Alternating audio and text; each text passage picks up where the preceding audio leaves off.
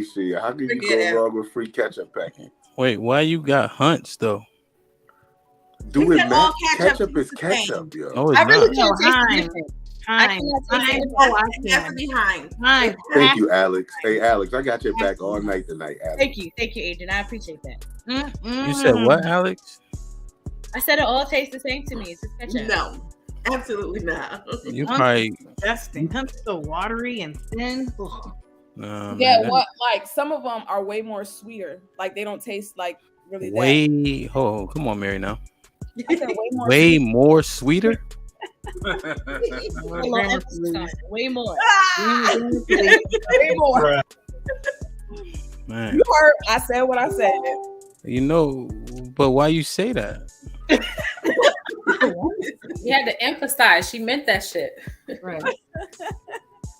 Did somebody justify? You knew what she meant though, so it's all right. Right. You knew what she I meant. didn't know what she meant.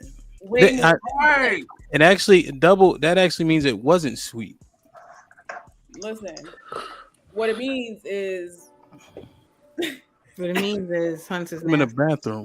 Put him in the fucking bedroom. Get him out of here. Come on. but you're trying to correct me and you can't write for anything. Or You spell. can't spell to save your life. Like you, I can write. I can talk.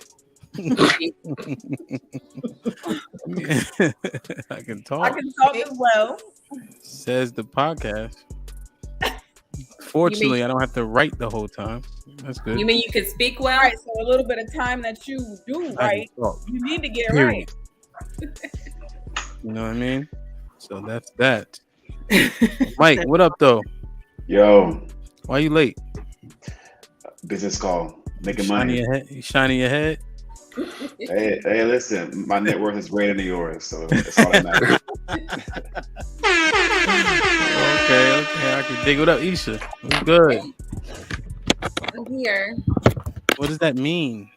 I'm here. I'm woke. But be more enthusiastic though. I feel some type way about that. I'm Like happy to holding be you hostage. here. I'm happy to see people because I'm working from home now. I'm so bored. So Her, you don't like it? I'm bored. That's right. Well, we got you at least every Wednesday, and I release clips every day, so we should be slightly entertained. Right. I mean, B, what up? What's going on, good people? Everything's everything, man. You all right? Yeah, I just worked hard today. You know, I left work early, but man, you know, life is good and I'm blessed. And Hold on now. You worked hard and left early? That's a contradiction, ain't it? No, I worked hard and I left early. I'm gonna leave it. I'm gonna leave it alone. Mary, what up? What's up, everybody? You all right? Nervous? Yeah, I'm good. I'm I ready. don't got nothing to say. I'm good. You good? I missed y'all for like a week. I'm ready. Word. You wasn't on last week? Yeah, I was. But like that shit, it's always funny coming back. Oh no, baby crying. Adrian, what's good? Yo, what's good, man? What's good? How y'all doing? I miss y'all, man. What's up? Thank you for saying it back, Mary, because ain't nobody else say nothing. You know what I'm saying? Right, I I'm like, appreciate yeah, it, that shit's that Mary, cricket. Adrian, I like your hat, yo. Well, I was looking for a hat like that. Yeah, I need a cut. It Well, ain't you on your- bad, though. You know what I'm saying? I still It got ain't the good, Dominican though. in me. You know what I mean? Got the It Dominican ain't bad, in but me, it ain't though. good. You Huh? on your Alex shit today. Whoa. Calm down. I can think look at Dana patting her shit. I ain't gonna say nothing about it. Hey, listen, my Allen Iversons is starting to look a little Jim Jonesy, so you know, I'm not talking about nobody. I can dig it. Asia was good. Hey, what's going on? It's hard for me to call you love. I ain't gonna hold you. I can change it back. I can change It's it not. back. Yeah, it's not ringing. Like it ain't. I mean, it ain't. But I popping. emanate love. But I'll put it back. I'll change it right now. Matter of fact, change it for me, Hamp. Put it back to Asia, please. What type of love is that? Real love. That's the Godly same love. love. Sammy the Bull had for John Gotti. That's Real right, though. love. Godly Q love. was good. Can you change it for me though, Hamp? Seriously? Yeah, I got you. Q it up though. Y'all see what the fuck going on? You feel Can I see my shit? I don't really fuck with Africa, but I support my friends. You know what I mean? Come on, yo. Let them know. Shout out to Ain't that shout out ain't to that right? Ain't that right, Mike? he. Show him the That's front a of that, son. that's a confused Negro right there. Feel me? You feel me? Okay. Nah, for real though. I appreciate the support. No doubt, no doubt, man. Hey, man. It's good to be here. Glad to be back. Let's welcome Dana to the show. Mike is back. Shout out to them. You know what I mean? Q, what you drinking on? This ain't nothing but soda. That's it. Shit, that's Yeah. worse than liquor, ain't it, Mike? Mike, what's worse, soda or liquor? Oh, soda. Yeah. That's why they banned it for kids in New Orleans. Word? In the schools or something? Mm-hmm. Damn, And like that's fast what's up. food places and stuff, they can't get it anymore with their meals. Mm-hmm. Yeah. And they banned peanut butter too? Why? Like in my daughter's school, they can't have peanut butter. Allergies. Yeah. But that's other people's kids. But They can't be around it. Exposure. Yeah, they've been banned that years Mhm. ago. You did a long time ago. I've been sending her with peanut butter too. They be getting mad, but shit, I'm like, she like the shit. Fuck them kids. Yeah, you feel me? Somebody Basically, tell that's what you, he's saying. Basically, that's what he's saying. Like, yeah, why don't they let their kids know you can't eat this, kid? they can't be around it though. Hamp was some of the problem. They don't need to sit at that table. Tell all the non-peanut butter eating motherfuckers sit at another table, right? But you know, kids they do Wanna sit commingle. with They their friends. can't sit Yeah, still. but, allergies. Whatever.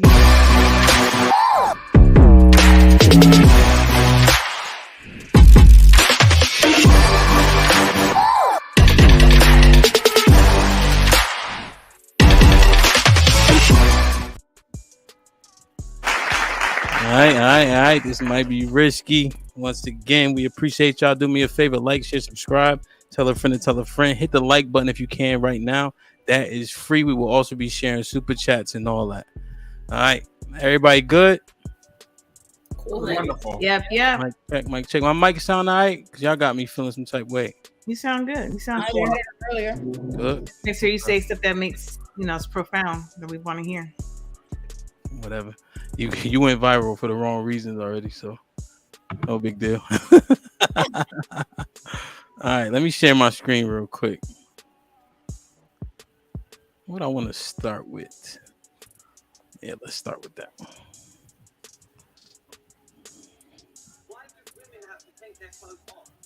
And stuff to sell things to men. Why? No, but why? I don't know. Who is actually free? Who's liberated? The women aren't actually liberated. They're being controlled by men who are creating those clothes for them. You're right. Men who are owning the companies for the goods that those women are now taking the clothes to sell for. Yeah. So who's actually liberated? Who? Whereas the Muslim woman who covers her head from head to toe, you can't see her skin, you can't see the shape of her body, you can't see. She is liberated. Sometimes, though, the beautiful thing is that I'll walk past a Muslim lady who's wearing all of the gear Yeah. and her family, and we'll just smile. Yeah. And that's But you're- cool. Why do women have to take their clothes off Hmm. and sit on stuff? All right, I got one more for y'all. One more. Because I notice when I do videos for context, we kind of get stuck on that specific video, which is fine, but I just want to bring a little bit more to the conversation.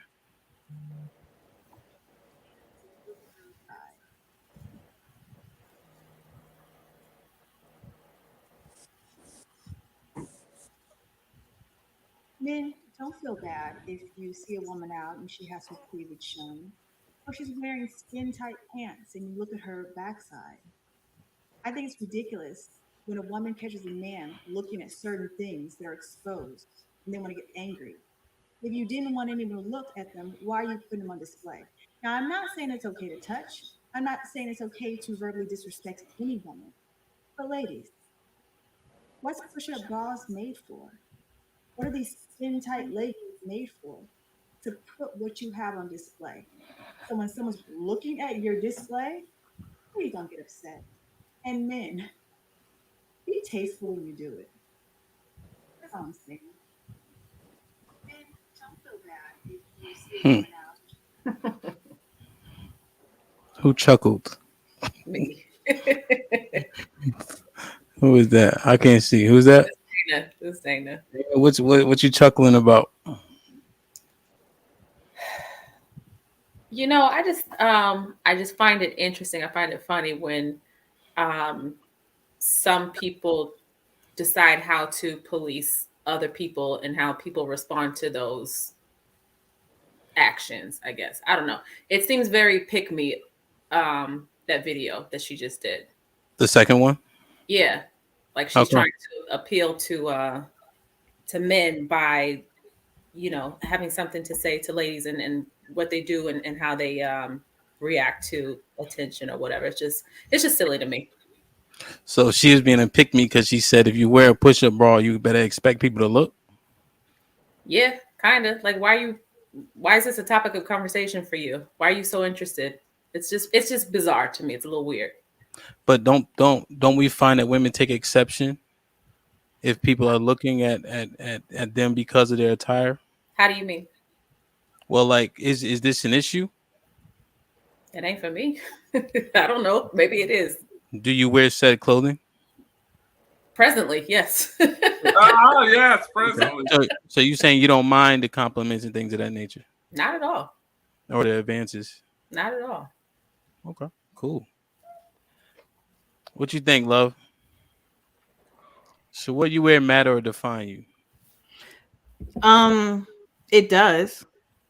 It does. It shouldn't, and it creates a falsity because you can have a woman wearing the most modest of clothes and be the biggest whore. You know, they were what we used to call in the church world skirt wearers, which means the Pentecostal girls that wear their skirts all the way down. They can wear pants, and they were very modest dressed, and you couldn't see anything, and they looked very pious, but they were the biggest whores in the church and in the school. So what you wear doesn't necessarily define who you are, but society erroneously thinks that it does. You can also have a woman, for example, Dana, she has her breast out, but she could be a very virtuous woman. It doesn't mean anything. She's wearing it because that's her mood. That's how she feels. She feels comfortable wearing that. And so I don't think that she should be judged because of it. So you're saying the virtue isn't tied to your apparel at all? No. So Because women can walk around, a woman can walk around with a very tight bodycon dress, and not be giving up the goods. Now, is it kind of considered false advertising? Yeah, because men, because that's who, you know, are going to be looking, you know, some women too, but men are going to be looking, thinking about her body and her shape and that what they want to do with it. And look how good it looks and fantasizing, lusting after her. And that could be her advertisement for a sugar daddy or for a sponsor, or just because she just wants attention. And that feeds them. Okay. I've also found that whores dress like whores too. Sometimes I know. I always hear that Pentecostal bullshit. It's not bullshit though, Ham. It's real life. How many girls you had sex with? Me? Yeah. I'm not sure how that's relevant, but 0. All right, thank you. So me having sex with women, the Pentecostal girls just be Pentecostal girls too. I grew up around them, so I'm saying that this is Me my too. experience. I've grown up around them. I grew up in the church all my life, and I You used to have hang with them? homegirls. And You used to hang with them, yes, but you weren't doing it. not like they were. No, Adrian, what you I mean, I think? did have a baby when I was 16. That's a whole other story for a different day. The truth will slip out a little bit. Adrian, what's good? Yeah, it was good, man. Yeah, what you wear absolutely defines you, right? Because it's a decision that you make. That's how you choose to show up in public. You know what type of attention that you are going to get. It's not a matter of if it's right or wrong or how it should be. It's a matter of what is. So if you show up like that, you know what's coming your way. And that's how you are going to be looked at as a woman who is okay having certain body parts showing, as a woman who welcomes that attention, because that attention is going to come. You can't sit here and be like, oh yeah, I should be able to wear whatever I want to wear and not expect men to, it's not going to happen. So if you put it on and you know what to expect, how can you then not take responsibility for what comes on with it? So it absolutely defines you. What you think, Mike? Hold on, Dana. Don't do that. Don't do that. You know what I'm saying? I was about to come for you a little early. I said it was too early to, you know what I'm saying? Don't do that. I didn't say nothing. I'm waiting patiently. But you know, a lot of 80% of communication is nonverbal, isn't it? Right. So he heard exactly what I was saying. What was it? I wasn't paying attention. I mean, you're not responsible for other people's actions. I understand what you're saying, and I agree to an extent. But at the same time, you're not responsible for how somebody responds to the way that you choose to live your life and represent yourself. So because then it gets a little sticky. Then you get into the conversation about like, and this is obviously an extreme, but then it's into the conversation about assault and rape and stuff like that. And you don't get to blame people because of your fucked up actions, because you were provoked because you're attracted to somebody or power, whatever it is that's making people behave the way that they do. You're not responsible for that. Right. But at the same time, the decisions you make play a role in it as well too. Right. So just like a wife who don't want to sleep with her husband and her husband goes and cheat.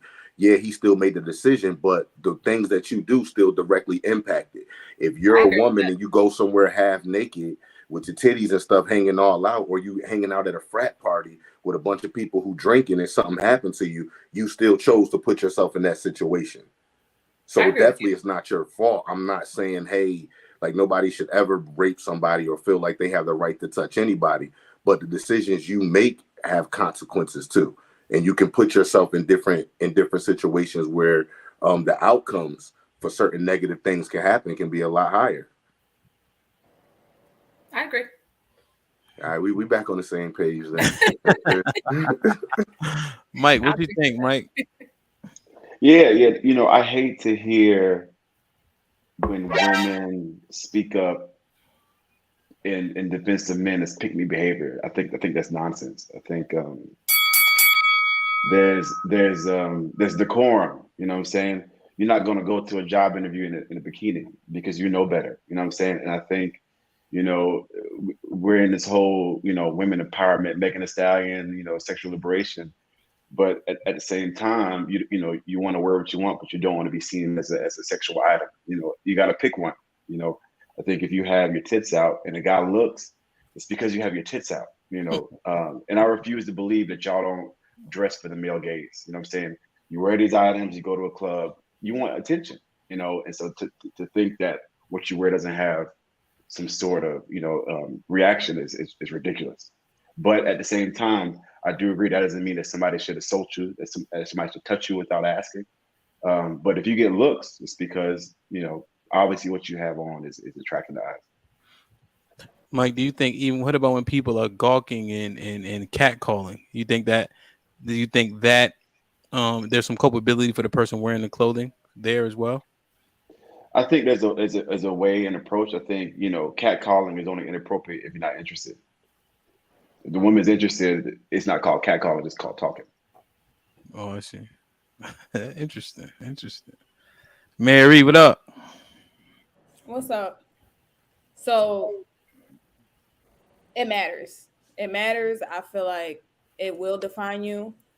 I don't know about how anybody else is, but like with me having daughters, like I'm gonna always watch how they dress, or I'm gonna always make sure they're not in a situation where they're under, yes, rape and shit like that shouldn't happen. But at the same time, you got to present yourself in a certain way. You know what I'm saying? It's not just like A said, like it's not anybody's fault. Like I wouldn't, blame a victim for that or whatever the case may be. But if we can't trust other people to protect us, we have to protect ourselves. And if you walk around with your ass and your titties out, you know what I'm saying? It brings that attention, unwanted attention. You know what I'm saying? And that just opens the door for a whole lot of things that we could have avoided. Not saying you got to be turtleneck the goddamn whatever the fuck on your feet, closed up, whatever. Like, just, you know what I'm saying? Like, be decent. I know I'm going to always teach my girls that because it does really matter. Speaking of girls, if I could find this tweet, I'm going to send it to you. There was a picture of Diddy's daughters, floating around, and women were literally saying, "Damn, they're so hypersexualized now. They don't have any role models that dress appropriately." And so now the next set of teenagers are going to dress worse because they're going to think that this is acceptable. I'm gonna see if I can find it for you. Okay, yeah, if Shad share it to me, I can share it. Damn. So what about the influence on the younger people, Aisha? Is there a responsibility that you owe? I mean, us owe. I mean, the older generation has. I definitely think that there's a responsibility. I have a niece that's in college. Um, you teach and you show her how to dress. Her mom is always on her about what she's wearing, her hygiene, and what people view her as. But like everyone else said, it's a time and a place. I remember, a few episodes back, they were twerking at a fourth, decent restaurant that was black owned, and the guy came out and yelled at them for twerking. They were about our age. I vaguely remember you being a proponent of said twerking. So does that coincide with setting a good example? Wait. I said that they should be. Pull up the receipt because I don't think I said that they should be. Hey, Ish, you said, hey, twerking is twerking. Everybody twerk. People grandmother be twerking. Yes, twerking. Yeah, that's the exact thing you said last time. That's what people doing, but still, it's a time and a place where you do it at.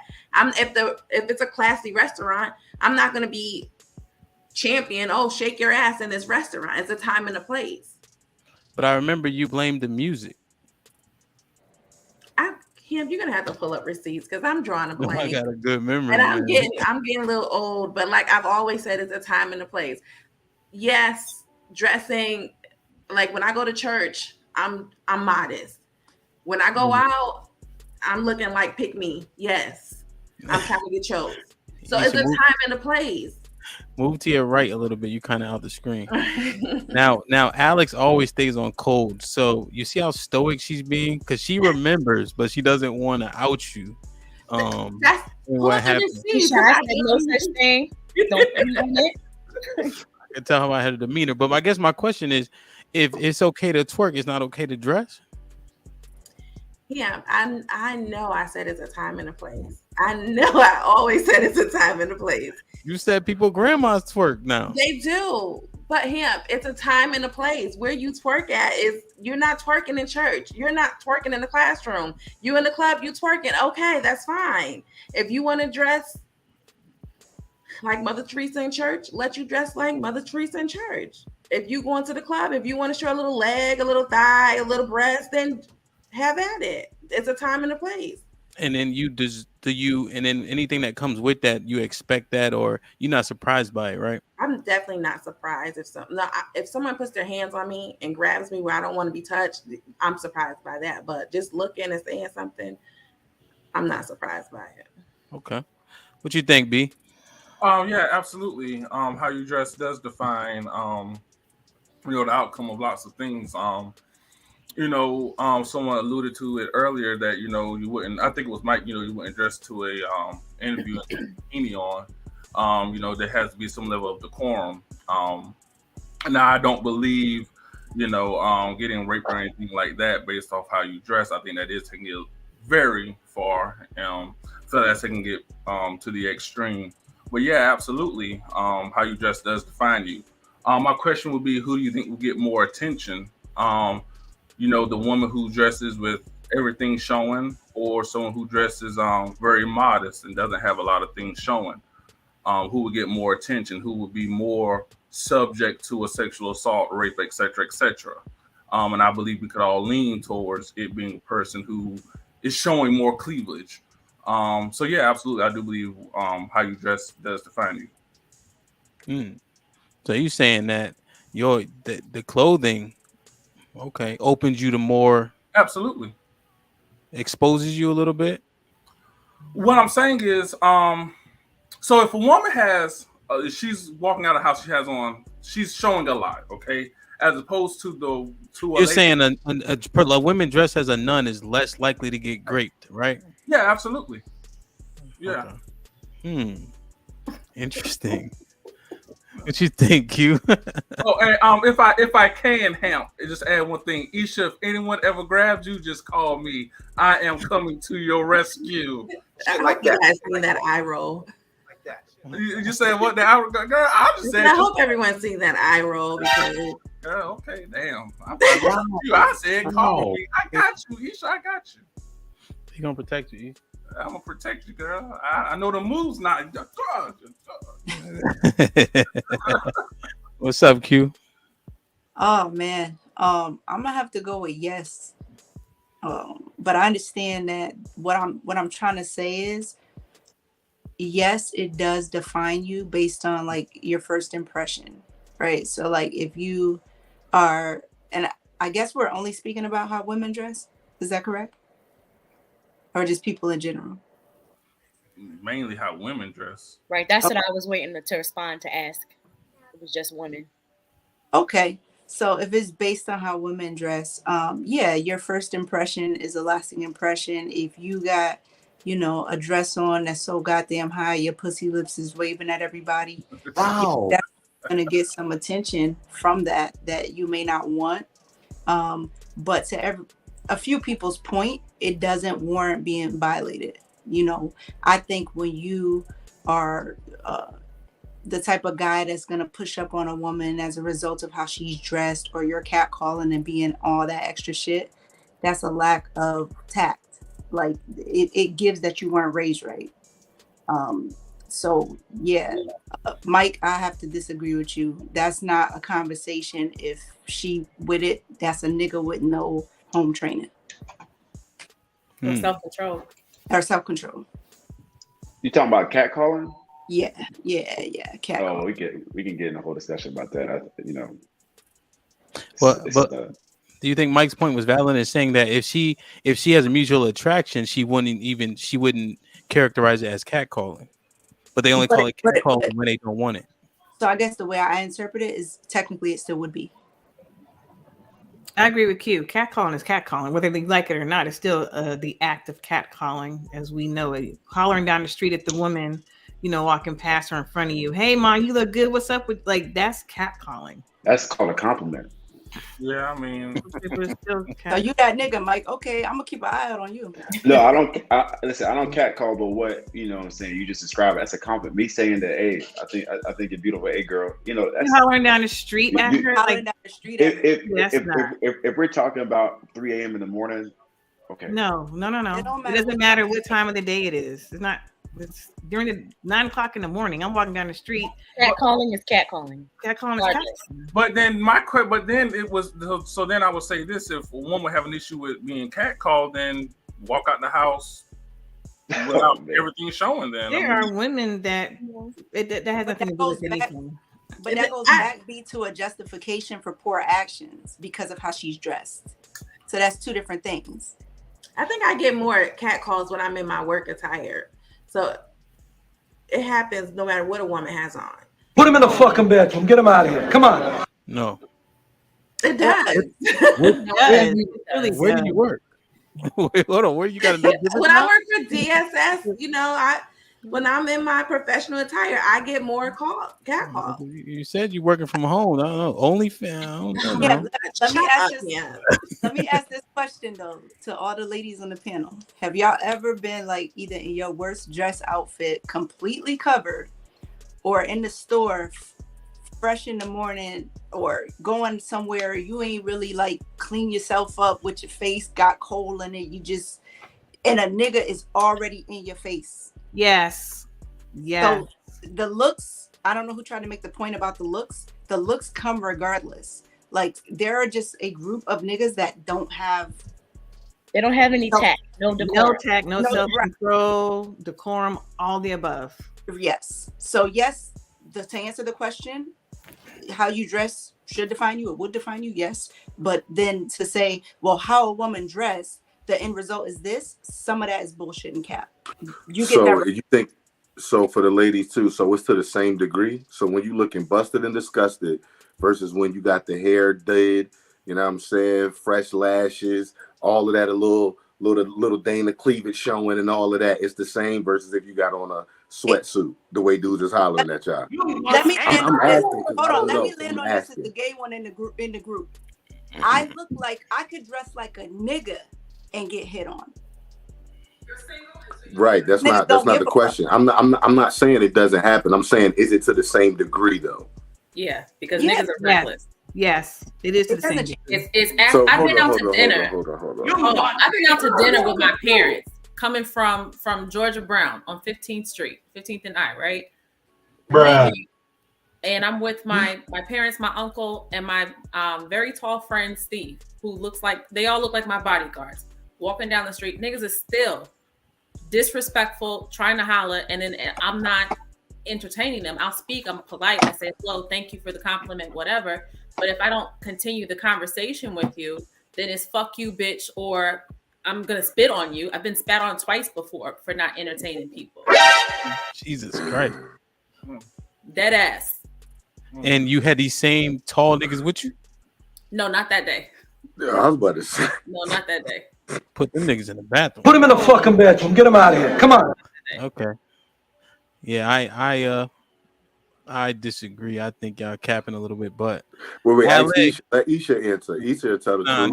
Nah. He should already be bullshitting. A hater gonna say his cap. That's because that doesn't happen to you guys, right? So you Why can't- we hating? We ain't hating. We having a conversation. But I'm asking, does that happen? Well, women go a whole step further. They'll grab your Johnson and all that like that. We don't even go down that road.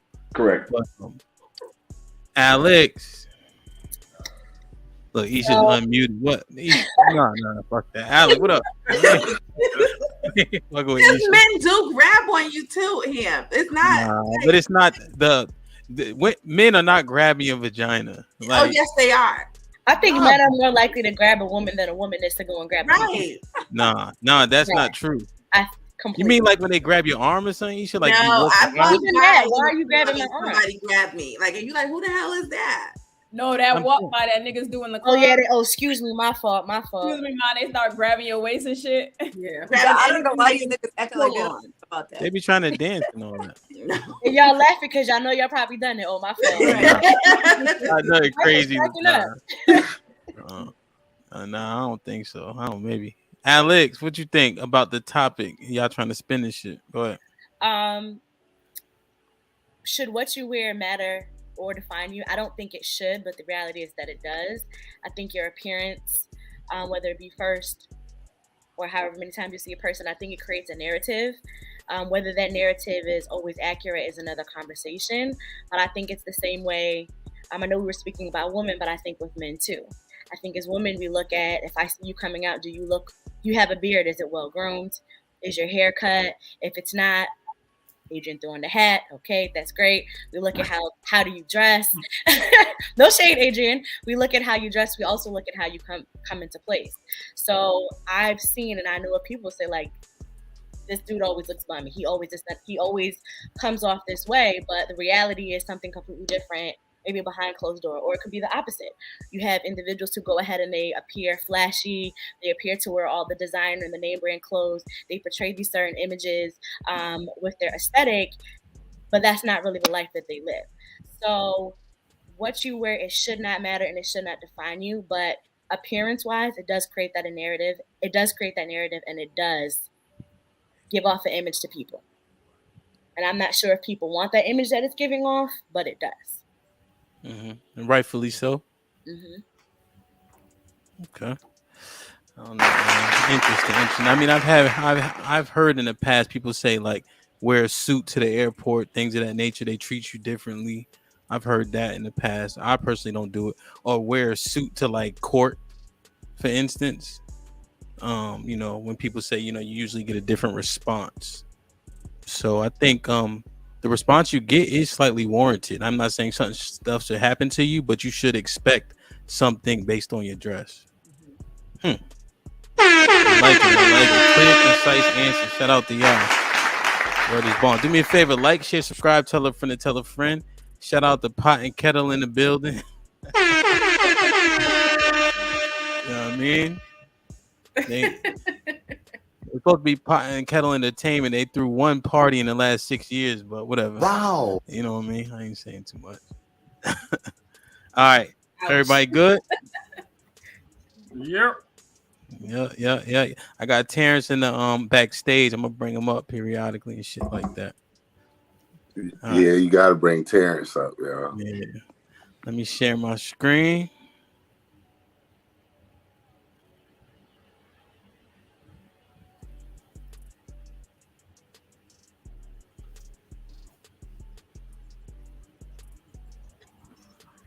Hold on. One more time. Of a man. Y'all can hear, right? You can see it? Yeah. Yeah. I keep muting. If a man and wife raise a child, they're less likely to end up in jail, but they have the same statistical chance as children raised by just their father. So if we want to keep children out of prison, mother, father, or just father. Girls with no fathers in the home have lower self-esteem. Also, women with low self-esteem are more promiscuous. Children with high BMI more often come from fatherless homes. Here's something interesting. Fathers have the fittest children. The more opportunities a child has to interact with the biological father, the less likely they are to commit the crime or have contact with the juvenile justice system. Okay, another way to say that is men and women who are incarcerated, the population of the prisons mostly encompass fatherless homes. I'm going to let it play one more time. All right? Now, here's something that no one else has mentioned, which I think is cool. If a man and wife raise a child, they're less likely to end up in jail, but they have the same statistical chance as children raised by just their father. So if we want to keep children out of prison, mother, father, or just father. Girls with no fathers in the home have lower self-esteem. Also, women with low self-esteem are more promiscuous. Children with high BMI more often come from fatherless homes. Here's something interesting. Fathers have the fittest children. The more opportunities a child has to interact with the biological father, the less likely they are to commit the crime or have contact with the juvenile justice system. Okay, another way to say that is men and women who are incarcerated, the population of the prisons mostly encompass fatherless homes.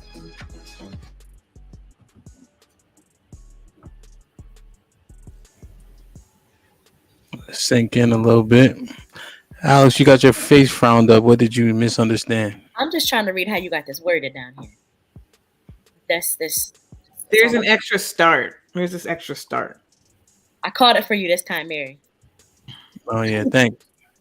Thanks. So, should we really start considering, I meant to put awarding children to their fathers? Let me correct it real quick. Right. So as we know, most children during divorce or just when they're born, they usually automatically assume that they should be with the mom. Moms are often given custody or being called a custodial parent. But we can start considering maybe awarding kids to their fathers, considering the stats. What you think, Mary? Absolutely. So, especially I'm gonna speak on specifically sons. As crazy as if people may think, of course, women can't raise boys. I feel like a big part of our society changing is gonna be Black little boys, being who they're supposed to be, like starting to be men more. Without a father, you can't do that. So I feel like that part of it has more of an impact on the community in the world to make sure like our sons are straight. And it's like without those fathers, it ain't gonna happen. Okay. Okay. Let it marinate. What you think, Asia? Thank you. I'm about to jump at the bit. So absolutely, I think that they should. I think that men should step up and require and demand it. So typically you see the woman, going after primary custody or whatever, but men do have recourse.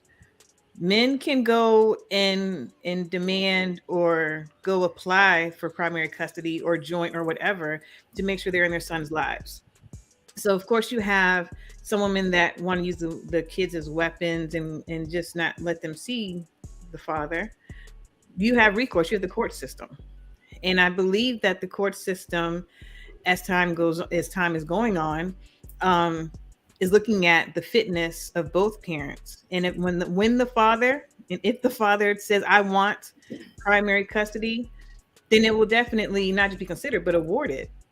But you have to go after it. You have to go. Men have to go after it. What court? family court. What are you talking about? What stats do you have to show that That men aren't going out, that men aren't applying for primary custody? no, like that you saying that men are winning and they'll get it? What When where they is that? when they apply for it, they will win it. It No, will be no, granted. it Is is what I'm not. saying, because Where's Mary Q? and listen, Hamp and Mary, give me a break. I know for a fact. I'm not just talking crazy. I know for Yes, a you are. fact. I do. I know for an absolute fact. I know men that have gone to get custody, joint and or primary, for situations that they actually went to do it on their own. They weren't forced. It wasn't given. They went on their own. They did the initiative to do it. I know for a fact. It was awarded Wow. to them. I'm not making this up. Just I'm because not saying you're making that up. I'm saying that's not the majority. It's not Yeah. that easy, no matter how much you apply yourself as a Black man. And I'm speaking from experience and people that I've known.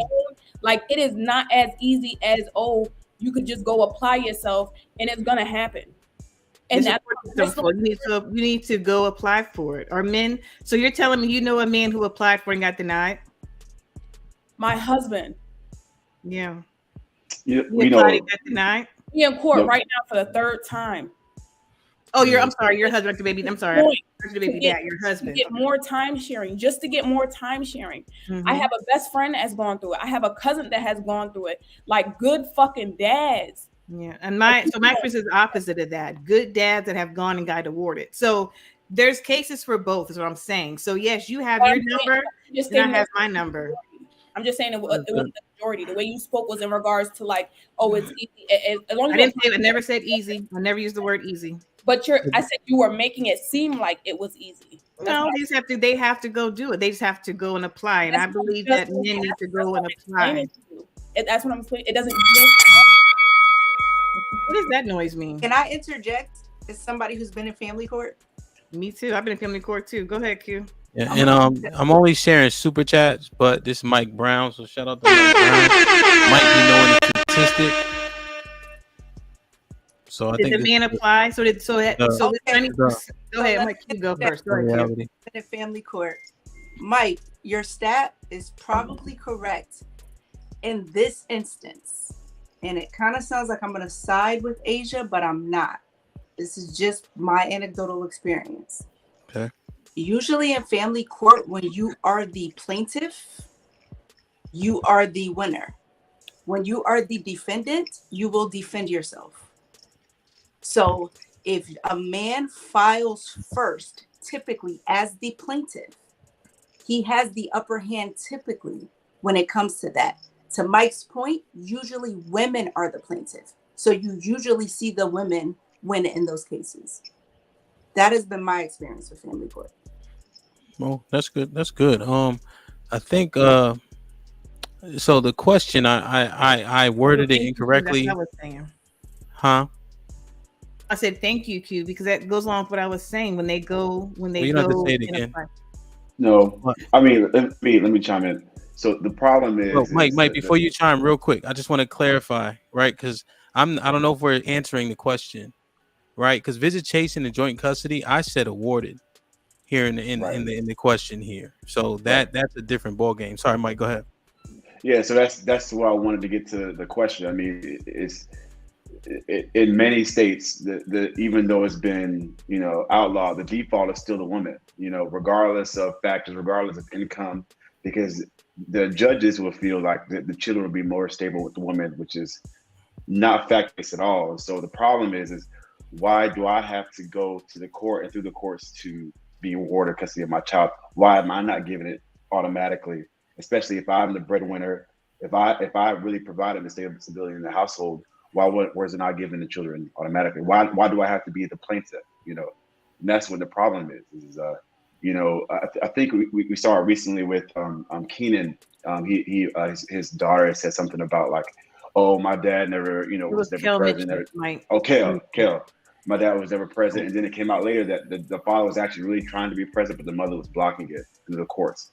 So I can name 5 men right now who would probably be the better parent, but they were blocked by the courts. They went to the courthouse and went to all these things, and they never received 50% custody. And I think it's a real thing.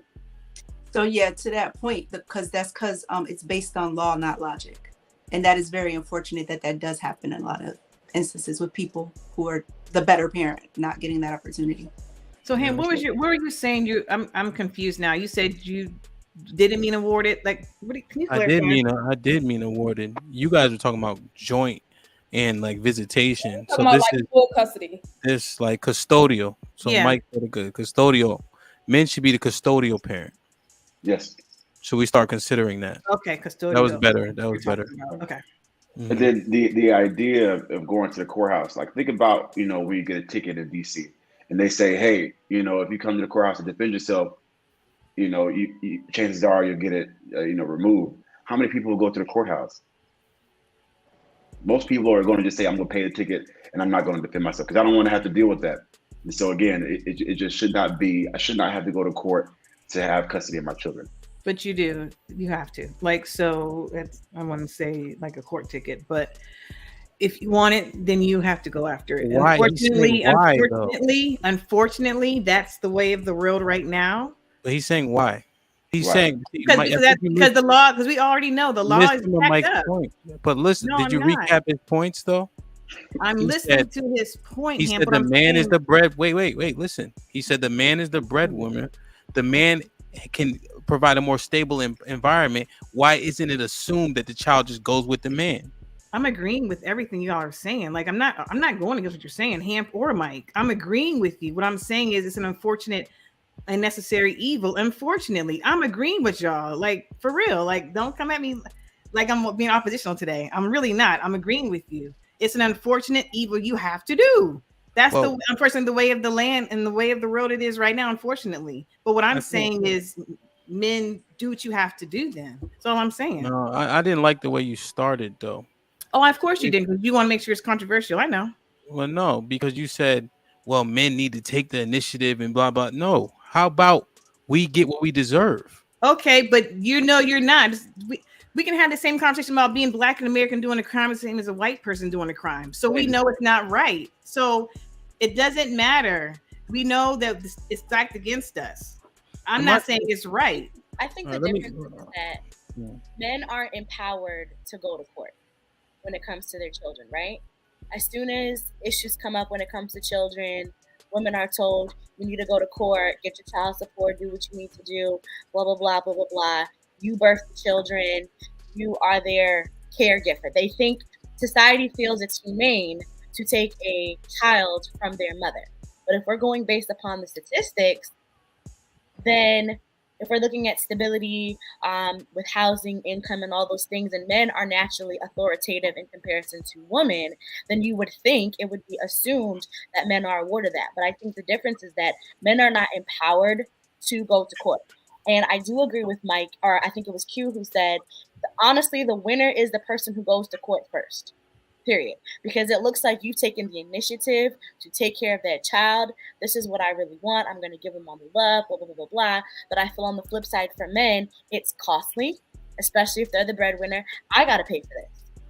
If I'm making more money than her, this is coming out of my pocket. If we're going through a divorce, I'm going to have to do all of these additional things, and I'm going to have to pay possibly her lawyer fees and so forth and so forth. I do not think that men are empowered, but I think these conversations are important for men to hear and to have.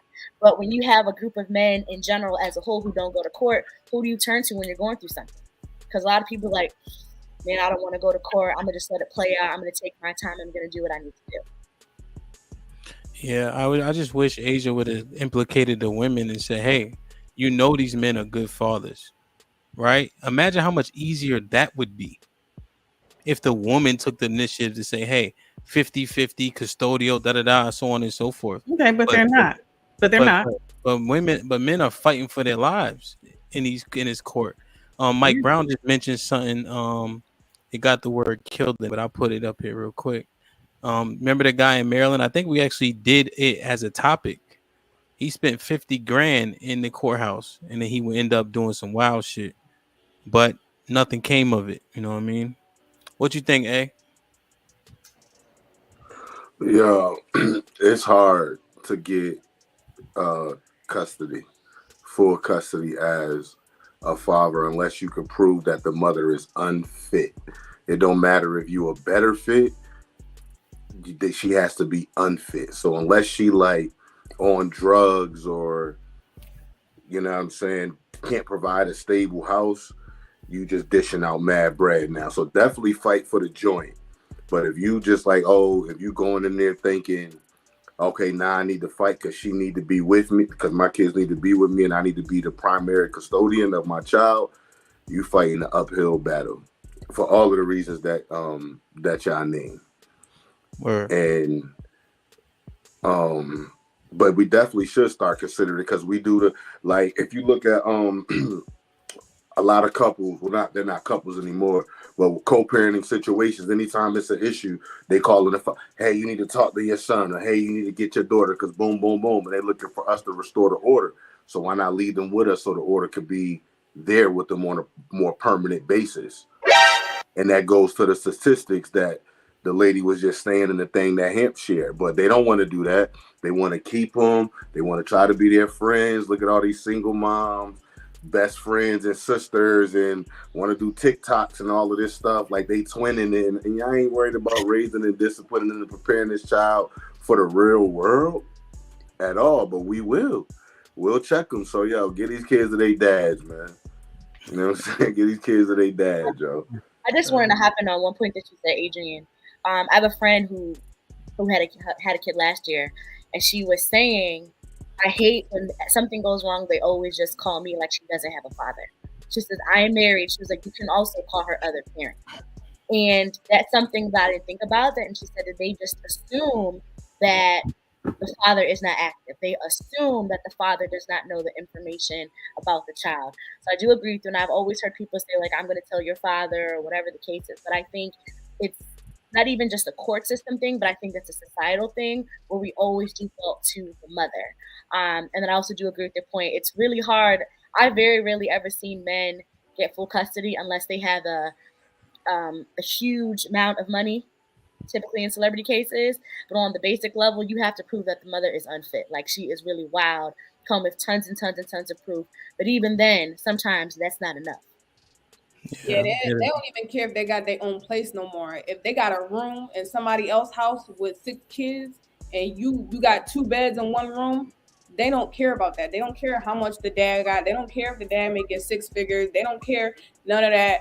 And you living over here with somebody else and can't afford shit, ain't got no job. They still gonna be like, oh well, what makes her a bad parent?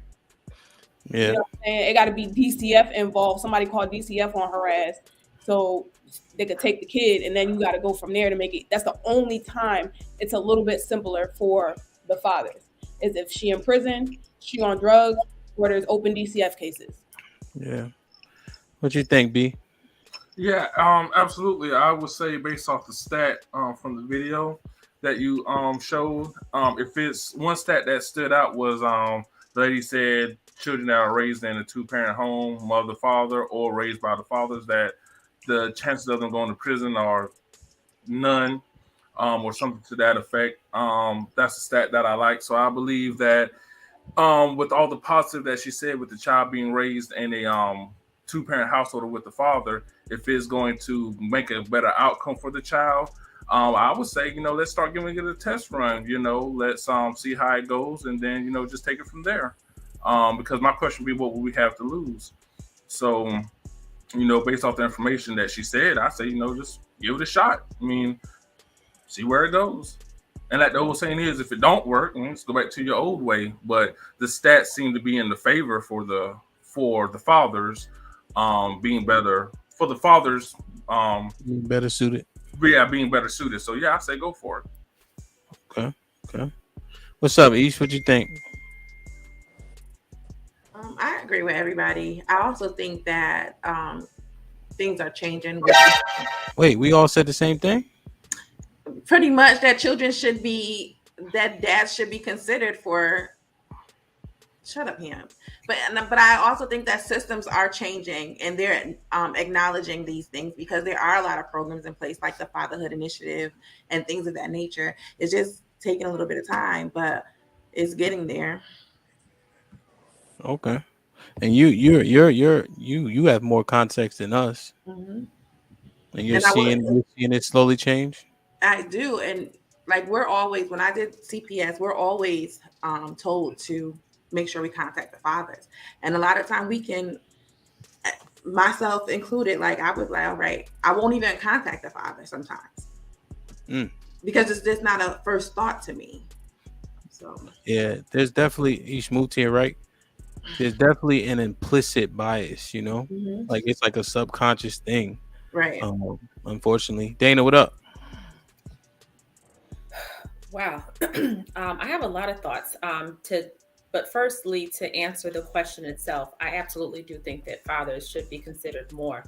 But as a person without children, I have so many different, thoughts that are kind of all over the place.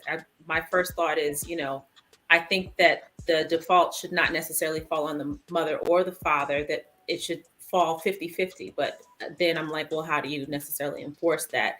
Is it until a parent decides that they don't want to be involved or the courts deem them to be unfit? I don't know. And then I'm asking myself, well, why are they always defaulting to the women, to the mom first? Is it because we're natural nurturers? Probably.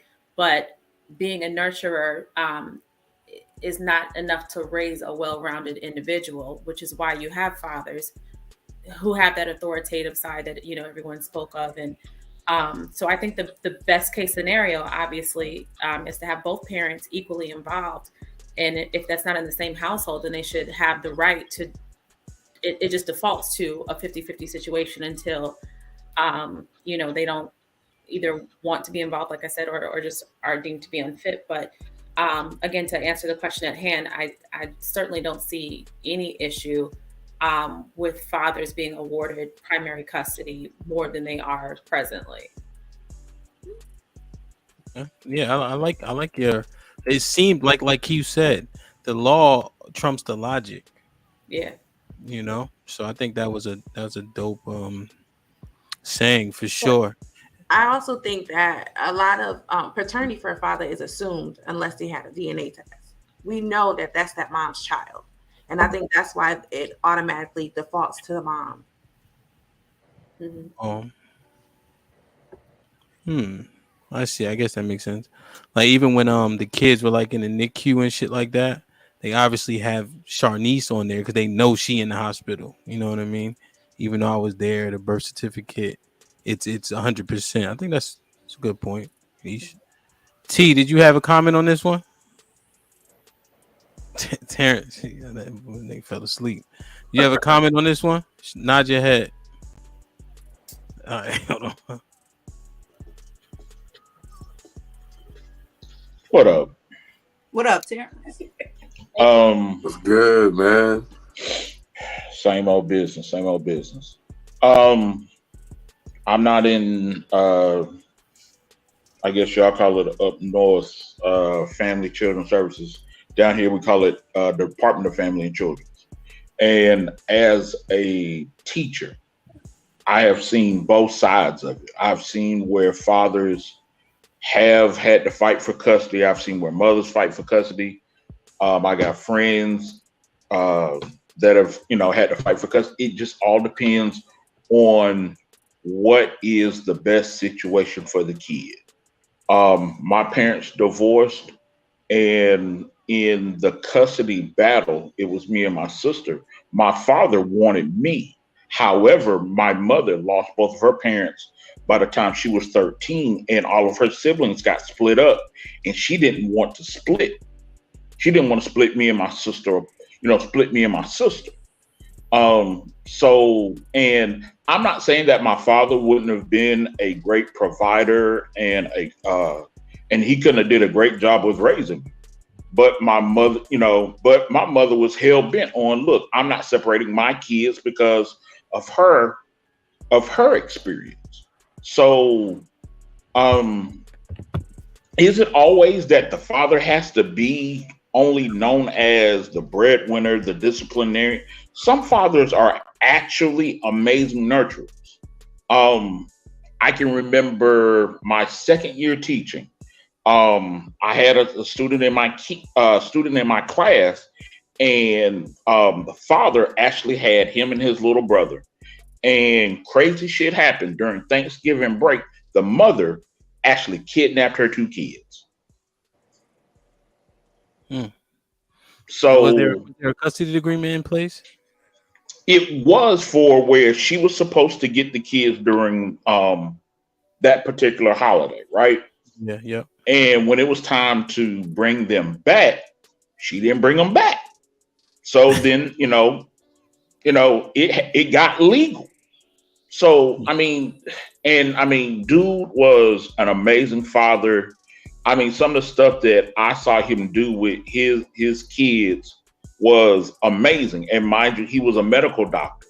So, how you have doctors that got, these crazy 12-hour shifts and all this other stuff. But he was always there. Even if he had to like leave the hospital, he's walking in my classroom with his scrubs on. Didn't matter. It was for his kids.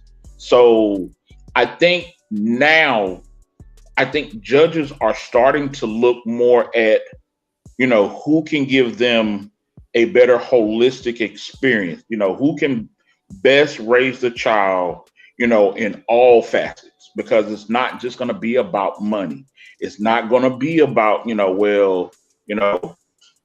this parent is going to, make sure there's, dinner on the table every night.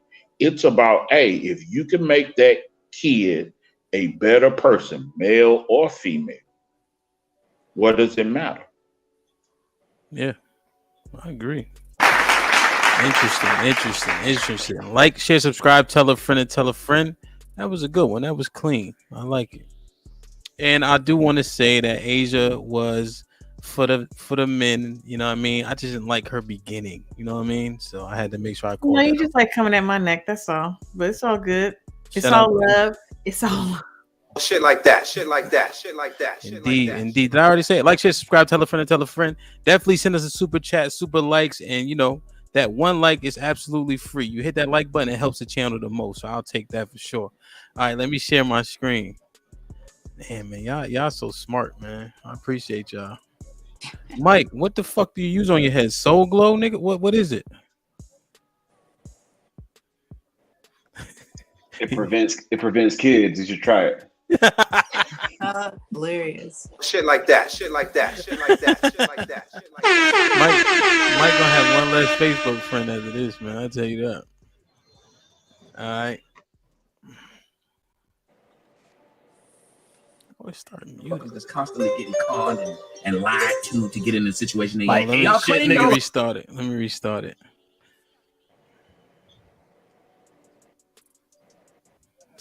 Damn. To get in a situation. Y'all claim y'all are smart as men, but y'all the only people who say, "Oh, he told me to do this and he talked me into this." When a man gets screwed over, they say it's your fault. You should have seen it coming. So why is it we can't say to these women? Because let me tell you a stat that should shock you all. Did you know there are 2 times as many black women with children than black men? What does that tell you? It tells you that women are fucking the same man. Oh, damn. So y'all know he ain't shit, and you fuck him because you in competition with that other ain't shit bitch to have that ain't shit nigga baby. Because you just saw a video on Instagram of Future, who got 9-11 kids, talking about how hard it is for him on Valentine's Day with all these bitches, and bitches jump right on the video to be there with him. So don't tell me how great women are. Don't tell me how women care about marriage. Don't tell me how women care about society. Because if they did, the last thing you do is continue to reproduce with somebody you know has shown he is not a father. But you do it because you want to.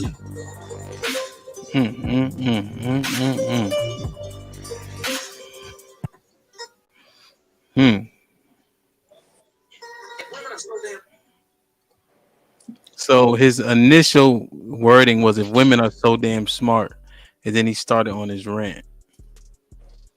Let it sink in a little bit. So I didn't really know how to pose it, but I had 2 questions that pop in my head. But there's 3 options. This is unprecedented. I usually don't give that many options. You can comment on the video however you saw it. And I also have 2 questions. Do women need to switch their priorities when dating? And then why are women picking the same men? Because I believe the stat is 20% of the men are fucking 80% of the women.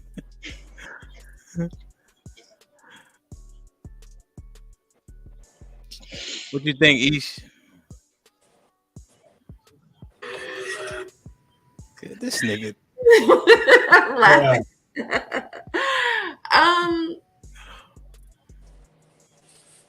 I don't know. I wanna answer about the women having kids with ain't shit niggas, right? Okay, go ahead. I think some women, because they get older in age and their, women biological clock, is shorter than men. So some women settle and they just have a baby with the first person who wants to have a baby with them, opposed to waiting. And they end up with ain't shit niggas for dads.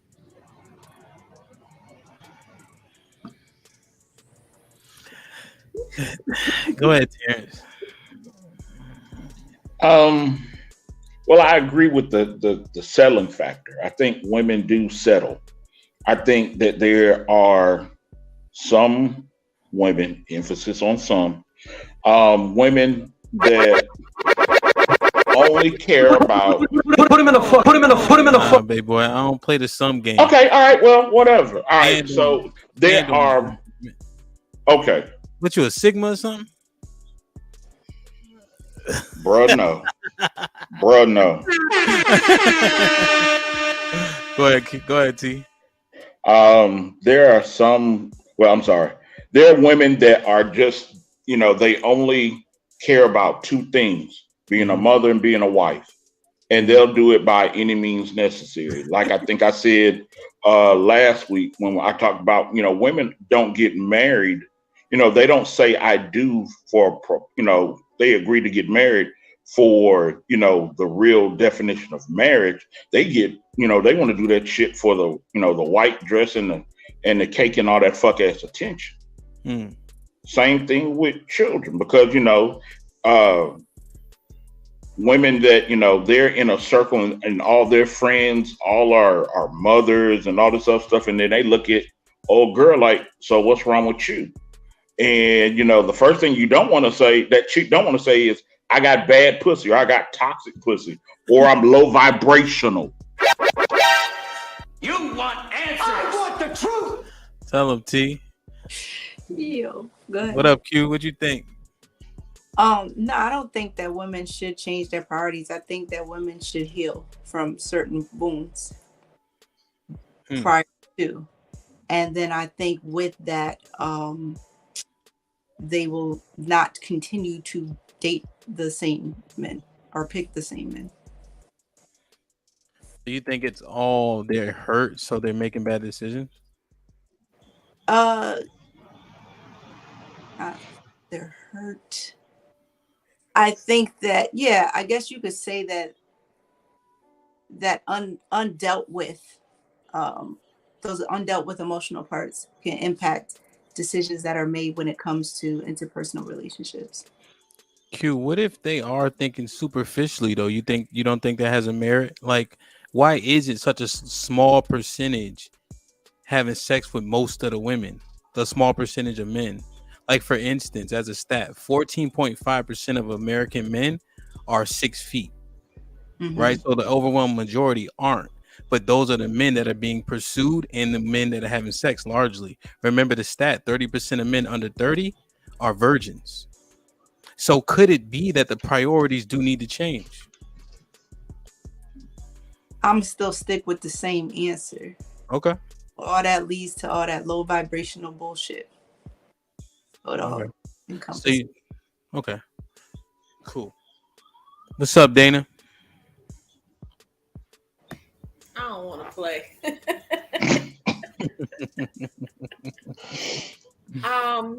Okay. Do women need to change their priorities when dating? That's the question I'm going to answer. I don't like all of this focus on women and the decisions that we're making, as if we're not in relationships, some of us, with men, and they're not the other party to what's transpiring here. So do people maybe need to change their priorities? No, play that game. You People gotta need to stand. change their You gotta priorities. stand. Put him. You gotta stand on something for once in your life. I know at work they let y'all do what y'all want. Here, y'all I gotta love answer you. your I question. love you. I love you. I'm sorry. Okay. Yes, I think women need to change their priorities. Yes, I think men need to change their priorities. I think people need to change their priorities. I heard that. I can hear. I can hear you. This nigga. I like the effort though. Good gracious. So the stats, because there are more, and so we're always talking about our people. So I think you guys assume that, right? So 1 in 4 of our women are married, right? So the other 3 aren't. So there's an issue there, right? So we're just addressing it from this lens, at this time.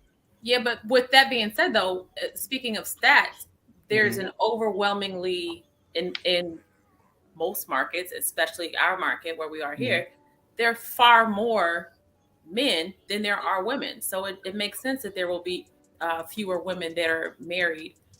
If There's you're, more women here? yeah, I mean, there's more men here, sorry. no, there's more women here. More women here. Okay, sorry. I thought I So heard you back. they're less likely to be married because there are not as many to choose from. Number one. Okay. Yeah, but that number's not that far apart though, like people think You it don't think is. so? No, it's not that many more. The last one, fact check me. that? The last one I seen, it said for every like 100 and something men, it was like 97 women. No. The problem is income. You got to factor for income. And now we talk about. I think income, and then Hold also on, let Mike finish. Go ahead, Mike. Yeah, when you factor for income and education, then the number is actually insane. I mean, you're talking 4 to 1. then You said also what? here. When you factor for education and income, so the more a woman makes, it's a higher disparity. It's actually 4 to 1 in the DMV area. Also, adding in the fact about men, I know a lot of single women who do not want men with children. So that makes the pool even smaller. I think and now this stat I do not have it memorized, but I think it was something like 50% of the men have 70% of the kids, and 54% of black men don't have children. I could be wrong, but I think I'm pretty close. I gotta look it up. Yo, Ham, say that again, real quick. Which one? It's like 54% of black men don't have children, and then it's like out of all the men, it's like 40% of the men have like 70% of the kids. I gotta look it up. I think I'm pretty close. And that's the problem. Is this a certain market? Just the country generally. And Yes, I think that's the biggest problem. Men need to be more discriminating about who they give their seed to, because part of the stat of these women, having all these babies by these ain't-ish men, there's men out there just giving their seed away. When are men going to be more discriminating about who they give babies to and give seeds to? And then Never. that just perpetuates greater issues in the community. So I'm gonna tackle it from that standpoint.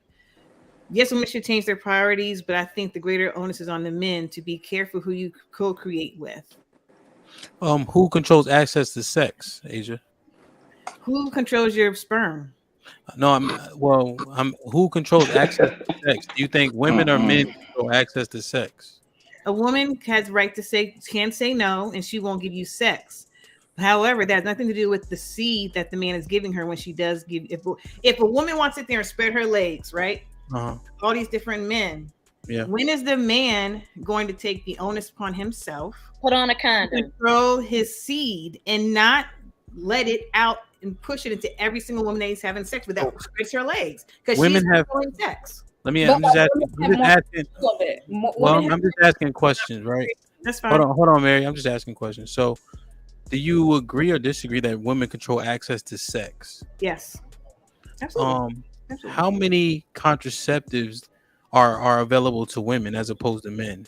If you don't know that, and I'm not asking to like trip you up. No. I'm listening. There's a lot of different types of birth control for 42. women.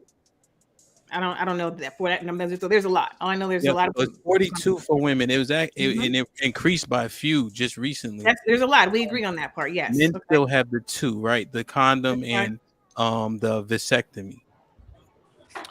When a woman is pregnant, who controls that entire process? Do men have a say so? Let's back up. Can we back up before the pregnancy part, though? Let's back up to the pregnancy part before the pregnancy part. No, we already been. Listen, no, we're just not follow because me on the road. Okay, go ahead. Go ahead. Because my point was controlling your seed and who you're disseminating your seed to. Yes, men have less contraception avenues than women.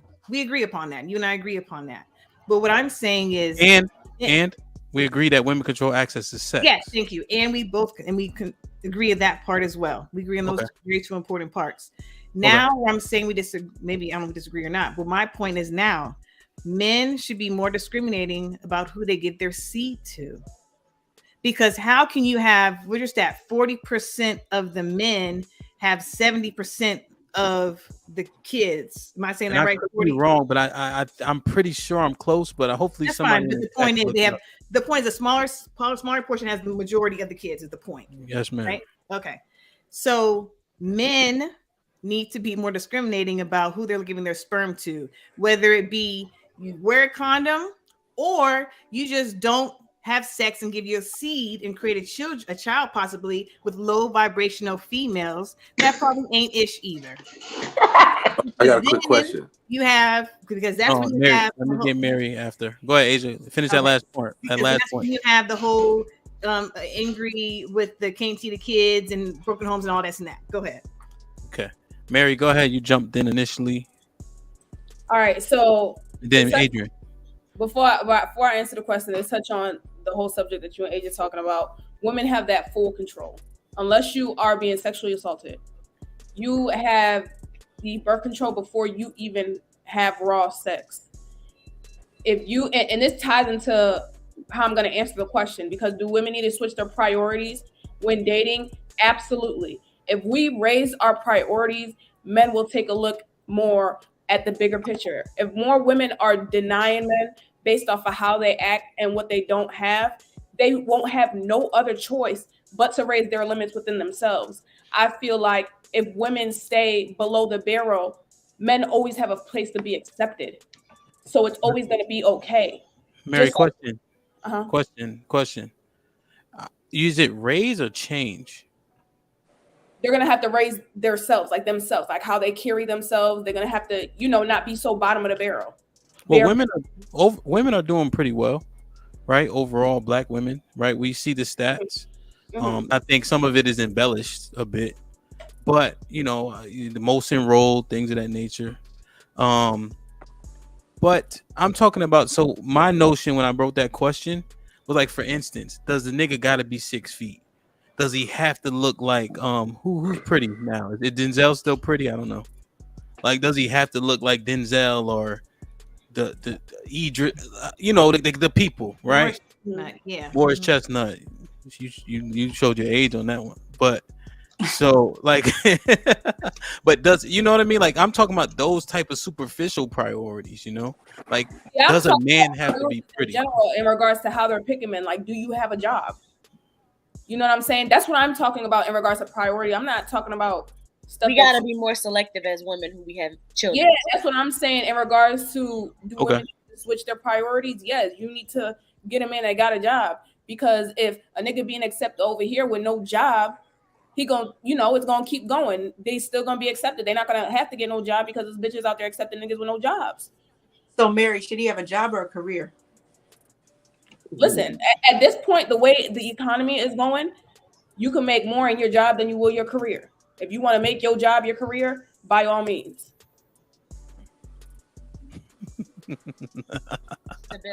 What? What's up, Mr. White? All right, so you had a question, right? Kind of, sort of, question and a statement. So let's do this whole we all equal 50-50 thing, right? If a small, no, hear me out. Let me land, brother. You might got to take that sound back. If 40%, let's just say that stat that Hemp said is true, right? We're gonna rock with it until somebody else changes it, right? So if we say 40%, that's the minority of men, but then 70% of the children, so that's the majority of the women. So wouldn't more the emphasis be on the women needing to change and do better versus the men? if they're having all of these kids by a small percentage of men, wouldn't that show that that's the bigger issue, the women, because it's the majority of the Well, the ones. men are leaders in society, right? Men are the leaders in society. They make Hold decisions. on, only when it only when it benefits your All point. I'm We saying now we the is leaders. men Now can we the do leaders. Now we the leaders. Okay, only screen. women can produce children. Women, you don't go down to the abortion clinic and they be like, "Oh, what does the dad think?" At home, baby. What? The nigga could be at home. Like, I'm dead ass. Like, we control the children. Shit like that. Shit like that. If you Shit choose like to get that. an abortion, the nigga can't stop you. If you choose to keep it, the nigga can't stop you, which is why we got so many fucking single moms. Because somebody could have told you a long time ago they ain't want that kid, but you still decided to keep the kid. So now what? I also think too as women, Wait, no response? Okay, fuck it. Go ahead, Alex. Touche. And I got a response, but let somebody else. I'm gonna let Alex talk. I'm gonna sit there and Go ahead, What? I love you letting people talk. Oh, look at love. Oh, wow. That's gross. Sharing the mic. Okay. Pass the ball, Kobe. I think as women, a lot of times we feel that we are the exception to these ain't shit men. There are women who feel like, well, he may have been that way with you, but with me, I'm going to help him go from a job to a career and have him get something stable. I'm going to introduce him to this type of lifestyle, and you think that he is going to maintain such thing. And I think that falls on the women, right? You have to be realistic. You shouldn't have to build a man up. And I think a lot of times, particularly in the Black community, we do build a man. Like, we do that. You know, we love a project. We want to let me put you on game, let me upgrade you, let me do all this other foolishness. And then when things don't work out, you expect him to be said person outside of your relationship. And then we become shocked and surprised by these happenings. The other thing I wanted to comment on with what Isha said is the question that I just don't understand. I don't understand how I have seen women who, and again, this goes back to them being the exception, a man will have other children and he does not take care of them. And then you are the exception, and then you have children with them, and it's all good in the moment. And then when they go ahead and things don't work out with you, you are back being surprised that it occurred to you.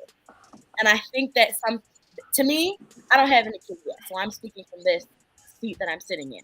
But that's something that I've never understood. I don't know if people think I'm so in love. He would never do this to me and our family and our children. But I think as women, we have to be accountable with things such as that. Let me, I want to respond to that. I put the blame on women, for this question. And I think we're wired different. I think women look at what could be versus men look at what is. A man can show you time and time again, that he's not going to bring anything to the table, and you'll still think, oh, well, maybe I could change him. You know what I'm saying? I think y'all call them ain't shit niggas. I call them niggas with the impeccable talk game. And there's a lot of niggas that talk you out of your panties. A lot of broke niggas that can talk their ways into your house. And I blame women for that. You keep falling for the same jokes, for the same tricks. Me and Hamp, we know a ton of good men that don't get no play, because that's not what you're checking for. You want the dudes that dress well. You want the dudes that are being pursued by a bunch of women. You want the dudes that think, you think they make a lot of money or that will look good if you go to a party with them. You're not really looking for the real things that matter. And that's why you keep ending up in the same shit. Shit like that. Shit like that. Shit like that. Shit like that. Man, it's like crickets in this motherfucker. Okay. What do you think the root of that is, though? The root of what? The type of what I said described. Yeah, what's the root of that? Yeah, I think it's how we're wired. Is you women look into the potential, and I think it may be a maternal instinct. But I've talked to my family and sisters about dudes. I'm like, he's going to do this, and they still go for it, and he does exactly what I said. It's you keep looking into the potential and looking through rose-colored glasses instead of looking for what is there, and that's the downfall. But what caused you to be attracted to somebody's potential versus seeing them for who they really are? I can't answer that. I don't look at potential. I look at, hey, what's happening right now, because chances are people don't improve that much. You know, it's few people that really improve. You know, after they turn 21. I mean, that's what you get. You know, so I'm speaking from a male perspective, but I'd love to hear from women why, you know, honestly, why you choose to look at the potential versus what's in front of you. Hey Q, Mm-hmm. with your question, I think it's also the makeshift Black American dream. You know, like, hey, I want this, I want this, I want this. You know, everyone has their list of things. You know, just like how Hamp talked about, you know, a certain percentage is 6 feet tall.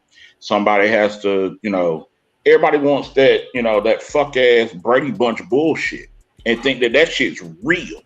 That shit is fucking fictional. So you think? You know, Go ahead.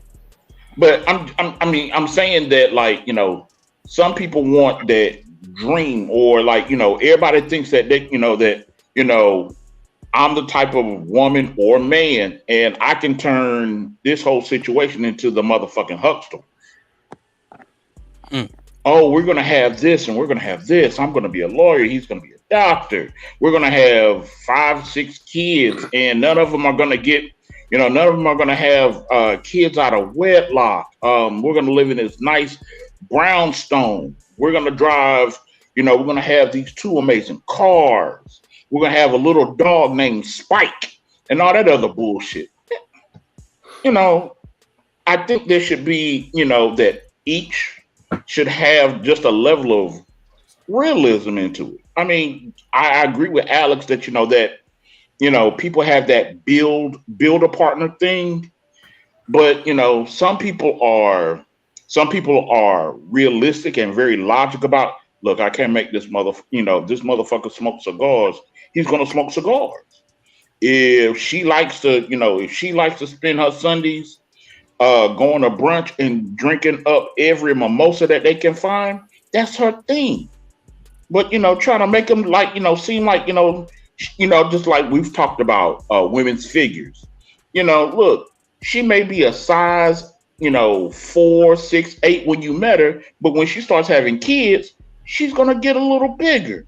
You gotta respect that. So, will you think that women live in this fantasy realm and they No, I try think to I think both do. to fit their fantasy? No, I think both do. But I think that women are more hopeful. I'm gonna say the word hopeful. A dude eventually be like, man, fuck it, she got a nice ass. Let me get. Can I ask a question real quick? Can I chime in? Well, I just want to get B in. Well, go ahead. Then B gonna answer the question. Go ahead, Dana. I just, Terrence, just to your point, do you think that that's more of people having a fantasy of, you know, what their mate would be, or do you think it's more of, you know, at a certain age, people start to relax their standards a little bit. They start to, because everybody has a list, right? Let me let B answer the question. Okay. So Dana, pose it one more time. Is it more of a fantasy, or is it more so of people starting to relax standards after a certain point in life and dating and experiences? You want me to answer first or B? I don't want B to answer. I said B 1,000 times. B, are you fucking paying attention? Yeah, I'm paying attention, but I was going to answer the question scrolling across the screen. But to Dana's question, what was your question again? Oh God! Get more light. That's exactly why she didn't want your ass answering. Exactly why. Ask me one more time. We about to transition. All right. Do you think that people start to relax their standards after a certain age, and that can be confused with, you know, living in a fantasy and having a fairy tale mate? I mean, I to that I just can't give a clear cut answer to that. I can't give a yes or no. I can't.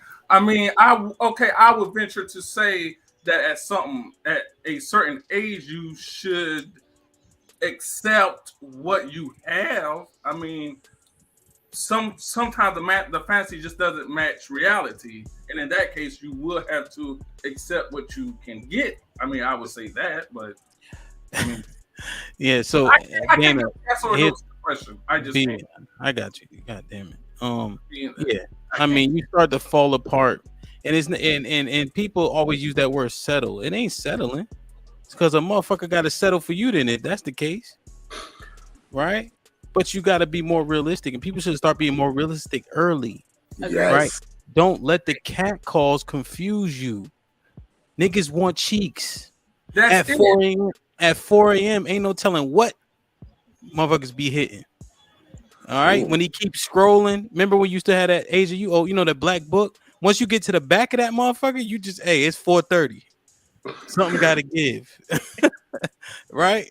Like, so I think people just need to be more realistic early, right? Don't let the sexual attention confuse you for relationship attention. That's the problem, right? Don't misconstrue, don't conflate. They're not the same, right? But women just be thinking, oh, and then they get an overinflated ego, and then they feel like they have to settle when in actuality, this is what you are. Most people are average. Most people are average. Get that to your head. Most people are 4, 5s, and 6s.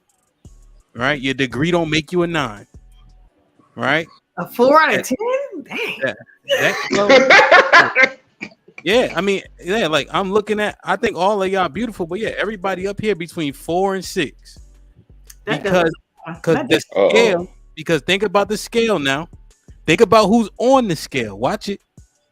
I don't know if you ever seen Kelly Rowland or Rihanna or blah blah blah, right? So if you put them on the scale, you gotta be realistic. Right?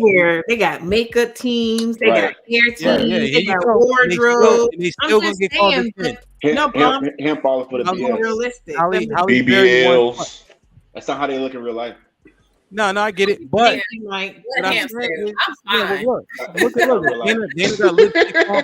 Dana got lipstick on, Asia got lipstick on. Yeah, everybody, we can have enhancements. What I'm saying is they are in the GQ magazine and they have to be put on the scale in some way, shape, or form.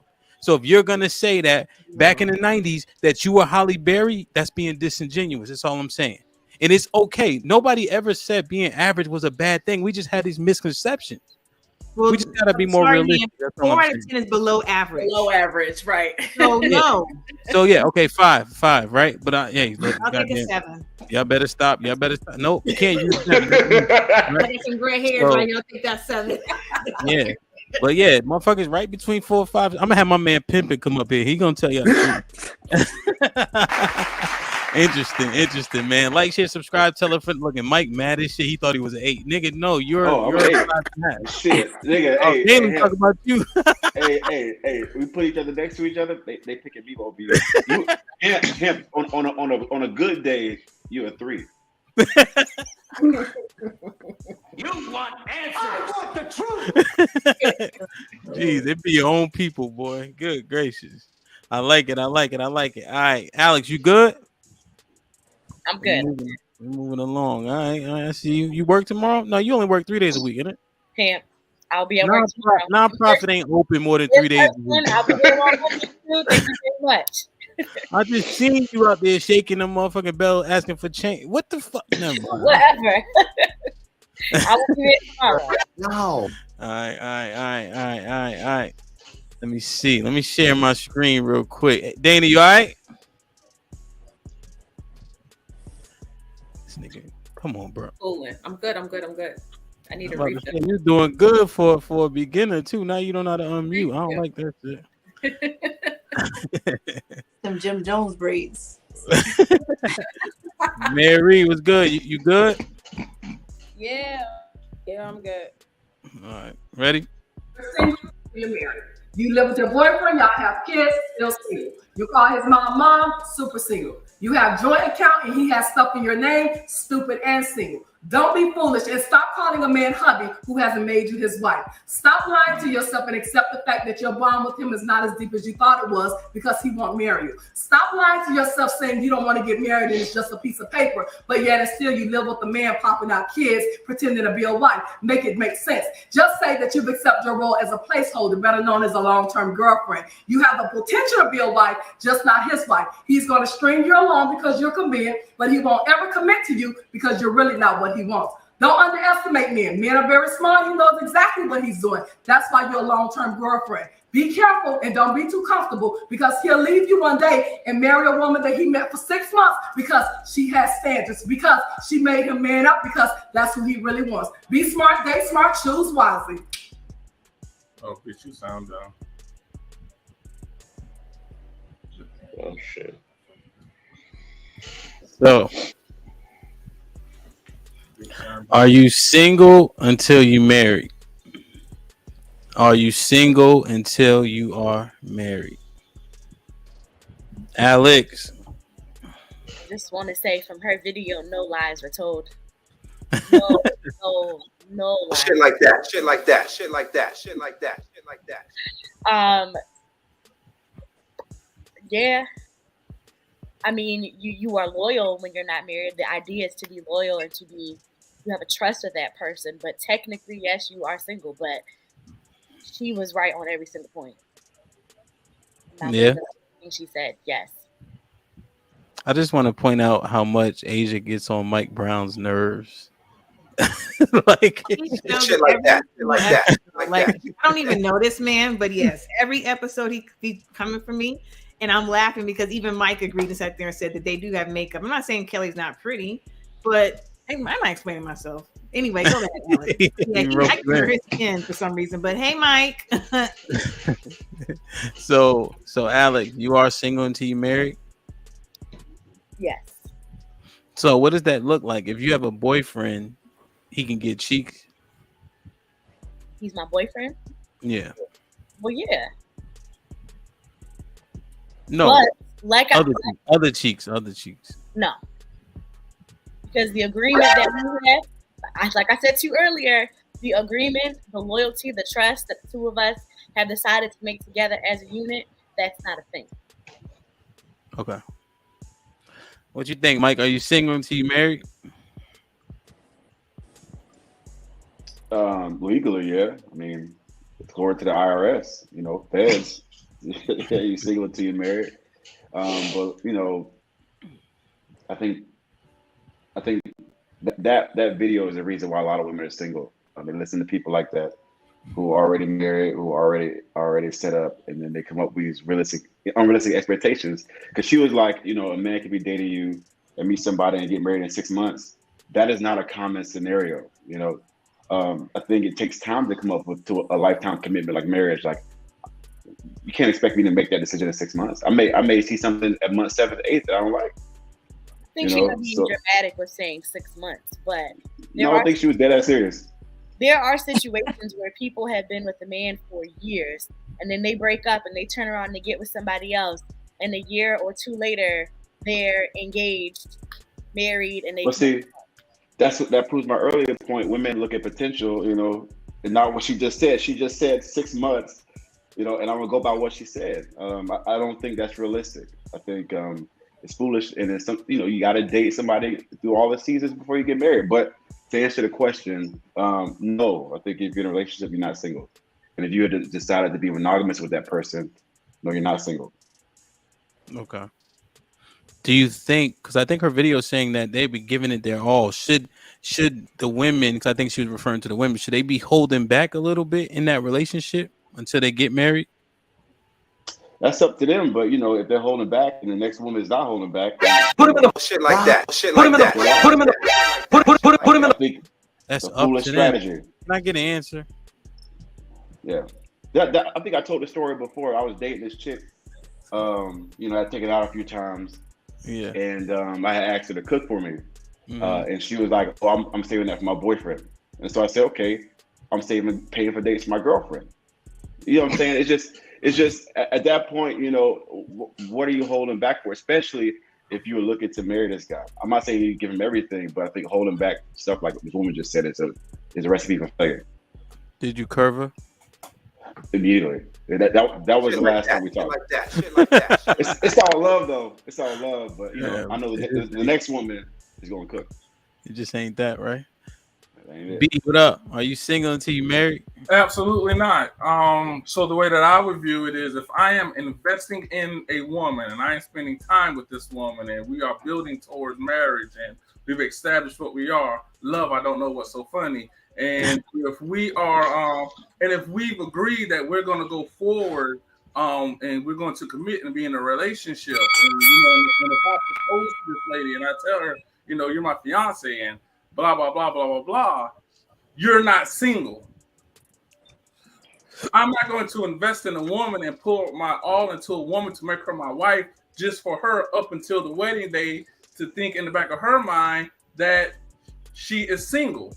And a great question you asked him, you asked to Alex, if we're single, can he get cheeks? All right, so if we're going to be fair, we have to be fair. You can't say I'm single or we're single until marriage, but I can't get cheeks. Now you're putting more of a, you're putting more control over, or you're giving yourself the upper hand in the situation, and that's not fair. Because if we're single, I can get cheeks from any woman. All right, so realistically speaking, again, if I just gave you that scenario, you're not going to want me to go out there and get cheeks from another woman. Okay, so we're not single until marriage. We're not. And another thing she was saying in the video, man will leave and blah, blah, this and blah, blah, that. All that stuff she was saying in the video, a man can do during the marriage, except for, of course, marry another woman. But other than that, man's going to do all that anyway if he wants to, despite being married. So, yeah, you're not single. And let me say something real quick. And then we get married in after. Go ahead. Yeah. So it may be cultural, man, because I'm Nigerian. My parents don't recognize boyfriend, girlfriend. They'll say that's your friend, that's your wife. There is no in between. So I think adding that context, I've heard that a lot with people that are immigrants. They don't. A boyfriend, girlfriend is nothing. It's friend or wife. What's up, Mary? You unmuted. So I forgot. It was something that B said that I want to respond to, but I got to rethink of that. But are you single until you married? Yes. You don't have any obligations to anybody when you're in a relationship. You could just walk out when you want in a relationship. If you don't like something, you don't have to give a fuck. You can turn off your phone, not talk to them, and not do or say nothing. Now, in regards to the whole, that's what it was. In regards to the whole, if you're single that whole time, can he get cheeks? Can she get some dick somewhere else? If yes, then okay. We have an agreement. But 9 times out of 10, the female's gonna say, no, you can't get cheeks because the nigga not gonna be letting her out there fucking any nigga she want either. So it's all about your agreement and how you have your relationship. I literally was single until I got proposed to. I got married 2 weeks after I got proposed. We were single. You get what I'm saying? You're single until you're married. So there was, a lot of conversation, about things that were happening, things that we've done, blah, blah, blah, blah, blah. But it was like, listen, this is what it is. This is what it ain't. And go from there. If you have the agreement, you have the agreement. But when you go fill out them taxes and shit like that, what it say? Single, married, divorced, widowed, whatever the case may be. All those applications said nothing say in a relationship. Shit like that. Okay. What you think, Dana? Alex, don't yawn no more. What you think, Dana? I was coughing. I think you're single until you say that you're not single anymore. So it's as long as I don't like saying this out loud, but I kind of agree with B. Oh God, glory! Oh my God! Oh my God! And it's kind of throwing me off a little bit because I never thought that this would ever happen ever. But I kind of agree with him. Like you're single until you commit to somebody and you make a decision to be with them. And because along those lines, for me, single is synonymous with available. So if I'm not available, then I'm in a relationship, I'm committed, I'm no longer single. So as long as you are making your, but that looks different for different people. Like some people will say, I'm single until somebody, like Mary, I'm single until somebody proposes to me, and we're on course or on track to be married. That's a different conversation. So it's whatever it is to you as an individual, and what you require and what you want that to look like for your life. So, but as an individual, I'm committed, or I'm in a relationship. I'm no longer single when I commit to a person, and when I decide to no longer date, have sex with, entertain anybody else. Asia, I got a question for you. Would you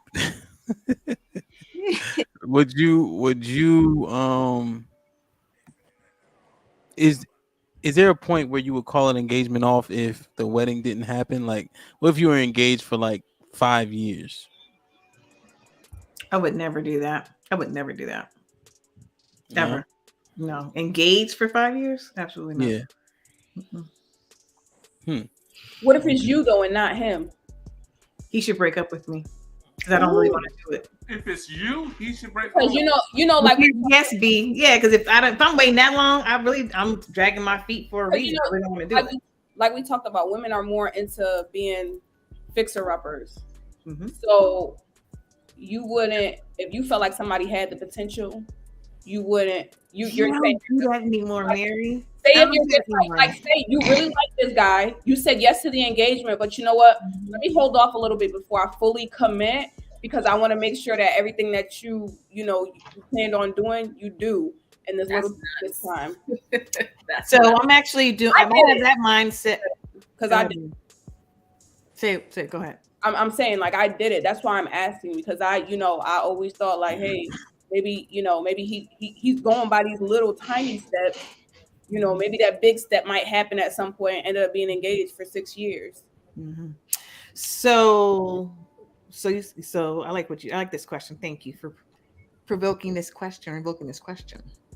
I would not, if I'm at the point of proposal, we've already gone to the next level within our dating relationship, because I believe there's levels to singledom, whatever the word is. And so if we're at the proposal part, we're there already. Like I don't believe in long proposals. I believe in if you ask me to marry you, then I'm the one. I don't need a big long wedding. We have to prepare for a year or whatever, because we've already been through the steps of knowing what we want. That's why he proposed. And so I don't when he should leave me if I say yes to you and I'm dragging my feet still trying to see some things. Seeing those things should have been seen already, in my opinion. So I don't do long engagements, and I don't date for potential anymore. I used to. So like if you're talking to a guy, if you're talking to a guy, you really like him or whatever the case may be, he may propose to you a lot sooner than you expect him to. Mm-hmm. If you feel like, damn, like he's really going to be a great man, but it's probably like 2 little things I need him to fix up before we get married.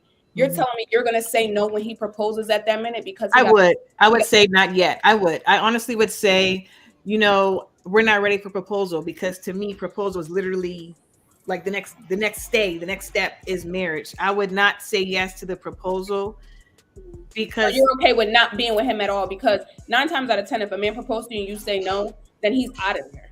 Yeah, and that's fine too, because I think honestly with that, if a man proposes too soon to where I'm not comfortable, then I need to see some more things. And if he wants to move too fast, that means he has no boundaries or lacks boundaries and lacks emotional intelligence to me. So those to me are red flags if he does it too soon for me, in that way. Because what are you rushing for? Like, we don't know each other well enough yet. I'm not saying it takes years or months. There's just a knowing. And if he does it too soon, like you barely know my middle name. How you proposing? We can still level up. That extreme of not knowing you. Yeah, I think there's no, not knowing me is a real thing though, Mary. I think not knowing me is a real thing. No, but I'm saying I'm speaking in regards to somebody that you've already been dating. You get what I'm saying? Not oh, he don't know your middle name. Nah, he know all that. He passed all that. Mary, you can flip your own example on you. So you knew the boy had that much growing to do, and you drug him along for 6 years because he didn't do it. Why'd you say yes in the first place? Motherfucker just be wanting to ring and Shit like that. Shit like that. Shit like that. That's what I was asking her, because ultimately it's up to like, okay, like he's not perfect, but he's getting there. But it doesn't work though. You see, am I gonna shut down this whole relationship? what I'm saying is you use your own example, and then if people heard the examples, I would tell them to do what Asia said she would do, not what you did, because you drug them along for 6 No, years. that's what I'm asking. Life, and they put them in the bathroom. I'm not saying what I did was right. I'm asking her opinion about it. I'm not saying what I did was right. Look, the answer. I'm just saying, if you use the two examples, anyway, we would probably tell people to go with what Asia did because it's more genuine. I feel like. Yeah, no, It's that's more what right. I'm saying. I was just asking her opinion. I wasn't saying she was wrong for that. I don't. Not wrong, right? Just she made a better. Yeah, she no, that's what I'm saying. It was good. I do think that when you propose, it's kind of like a timeline, right? I mean, to me, being engaged So what, over a Mike? year, What's the word you used, Mike? you have like a timeline at that point, like, because at that point you have committed to this person. It's kind of like a, hey, you know, we have a year to get married. I've never understood why people are engaged for longer than a year. You should have just dated, and then when you are ready to get married within a year, you get engaged. Could be wrong, but that's just my perspective. I agree with you, Mike, and I also don't feel like an engagement should ever be a surprise. I think a proposal could be a surprise, but an engagement is something like when you come to a point where you all have decided, like, we're at a stage in our relationship where we're ready to take it to the next level. We're ready to be married. We're ready to commit, and then it's the waiting game for the proposal. I guess I would imagine. I've never been, engaged, but in my mind, that's just what seems normal or natural, at least for me.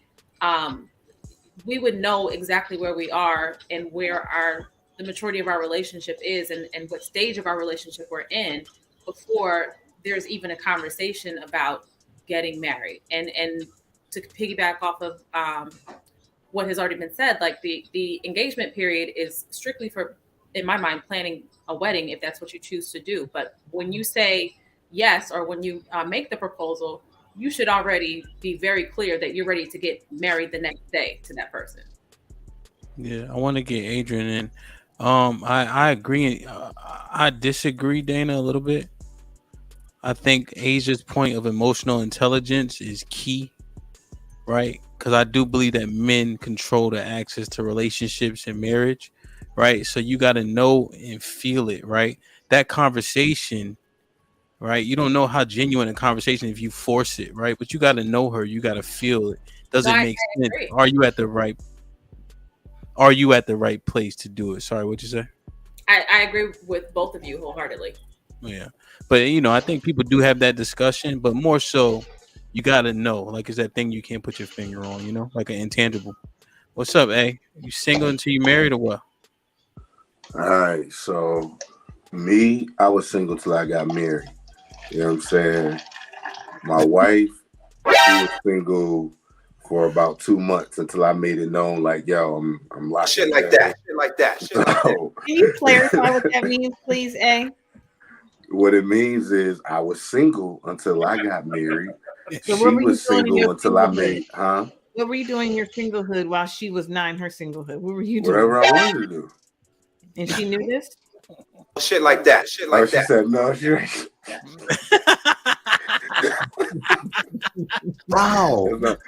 Hold on, babe. I did tell you, like, yo, the only thing matter is I didn't tell you that. All right, she capping, yo. Listen, what I told her was, I was like, yo, the only thing that matters is the engagement and the marriage. I didn't tell you that. Thank you. Now, I wasn't out here going crazy. To bring Isha got some intel. All right, so I wasn't out here going crazy, but after about 2 months, I told her, I'm like, yo, I'm probably gonna I'm gonna marry you. Yo. So as soon as I said that, it was short. After 2 months in, she was off the market in a relationship. But were you is what I'm asking. Yeah, pretty much. But I'm still moving like I'm a single man. So you were still moving as a single man. So you were single. I said I was single until I was married. And I want to That's know the first thing I said. I just wanted clarity on what that means, bro. That's hands up, don't shoot. I just want to know what that means. What did that Right mean? now, I still moved accordingly too, but I was single until I was married. All right. Now, everybody can't do that. Isha, You know what I'm saying? Isha, is he everything good? What he's saying so far? You on mute? You on mute? Isha. He's being honest. He's being honest. Okay. All right, go ahead. Now at the same time too, she was in a whole nother state too. You know what I'm saying? So it ain't like, you know what I mean. But that's when that I makes really the like. difference. That makes a Yeah, difference. it makes a difference. So, but I don't think. But for everybody else, you know, let's come off because I'm the outside exception. For everybody else, I think, you know, once you do, especially for women, right? Some of y'all single women got to learn to keep it at like a 4. Y'all meet a dude, y'all get so excited and y'all ready to just give him everything, right? Keep it at a 4. Let the dude get to know you before you willing to just jump all in, but you could still be your authentic self. If you're a nurturer and you like to make sure people good, still make sure that he's good. You know what I'm saying? You don't got to pull back, but don't get in it so much and y'all stop being disappointed and y'all will stop running into the same dudes who be charming y'all with the same words, and y'all will get time to see how this man moves in different seasons and how he takes care of his responsibilities instead of saying, like we was talking about earlier, oh, he's 6'1", he's a perfect husband candidate because they don't hit your check. But don't be taking notes, Asia. So you good. I'm done, yo. Okay, Asia trying to come back. Yo, I'm done. Pass it to Isha, yo. Pass it to Isha. Cut your shit. What's up, Ish? I definitely think that people are single until they're married. I'm single until I'm not filing head of household anymore. While I'm paying my own bills, I'm single. Absolutely single. So yeah. Are you? Let's say you on some huggy bear shit with some dude. Are you reserving yourself a little bit? No, not at this point in my life. No, because I'm single until I'm married. Do you think? Now, how do I want to ask? You can have sex with no strings attached? Are you asking me, have I ever done it? No, like now. Like, let's say you was on some huggy bear shit with a nigga, but there was a dude that you've been smashing and all that. You could still smash home? See, my thing is, I don't like to have sex with 2 different people, within the same, but it might be possible. It might be possible. But are you, so you're saying you may not be smashing, but you still gonna be going out on dates and stuff? Right, absolutely. And I might let somebody, entertain me. Wow. What do you mean? Him, I don't turn down oral sex. So if somebody wants Shit like that. You want answers. I want the truth. Shout out to Isha, man. God damn. Alex went. Cue it up. Hey, Hemp. By definition, yes. Mm-hmm. Now, I think our society has it structured to where single is, or I should say dating, right? So it's like by definition, even if you're dating, you're single, but dating is like the precursor to marriage, is the way that our society has it structured. So I know like Mike was speaking about like how his parents see it. I could kind of see that. I think even like old school black people, like your little friend, tell your little friend come inside, but yeah, I think because our society has dating as the precursor to marriage, we treat certain aspects of dating as that strong commitment. So people don't act single when they are single but dating, because I think that's the way it's designed in our society. Or you shouldn't be. I know Adrian said his little bullshit, but yeah. But why do women get to hold back and men don't? Like, if a female female says like, oh, I'm not gonna do this till marriage, oh, I'm not gonna make you no dinner 2 days in a row until we married. But a dude can't be like, oh, since we're not married, like you got to pay for the next 2 days. Like it's a problem. Women operate circumstantially, even in a marriage. I But said this before. The provisions in which women provide fluctuate. The provisions I'm talking about, historical provision, right? That men provide do not fluctuate. If a man is not getting sex, he's still paying the bills, right? And so it just continues to apply. I think dating, to Q's point, should be eliminated. Dating is not getting us very far. I think you should be around people, frequent places that you see people, get in different circles, a book club, something. Watch people operate outside of you so that you can avoid the representative. But the dating aspect just keeps us in this perpetual bullshit, especially for women, right?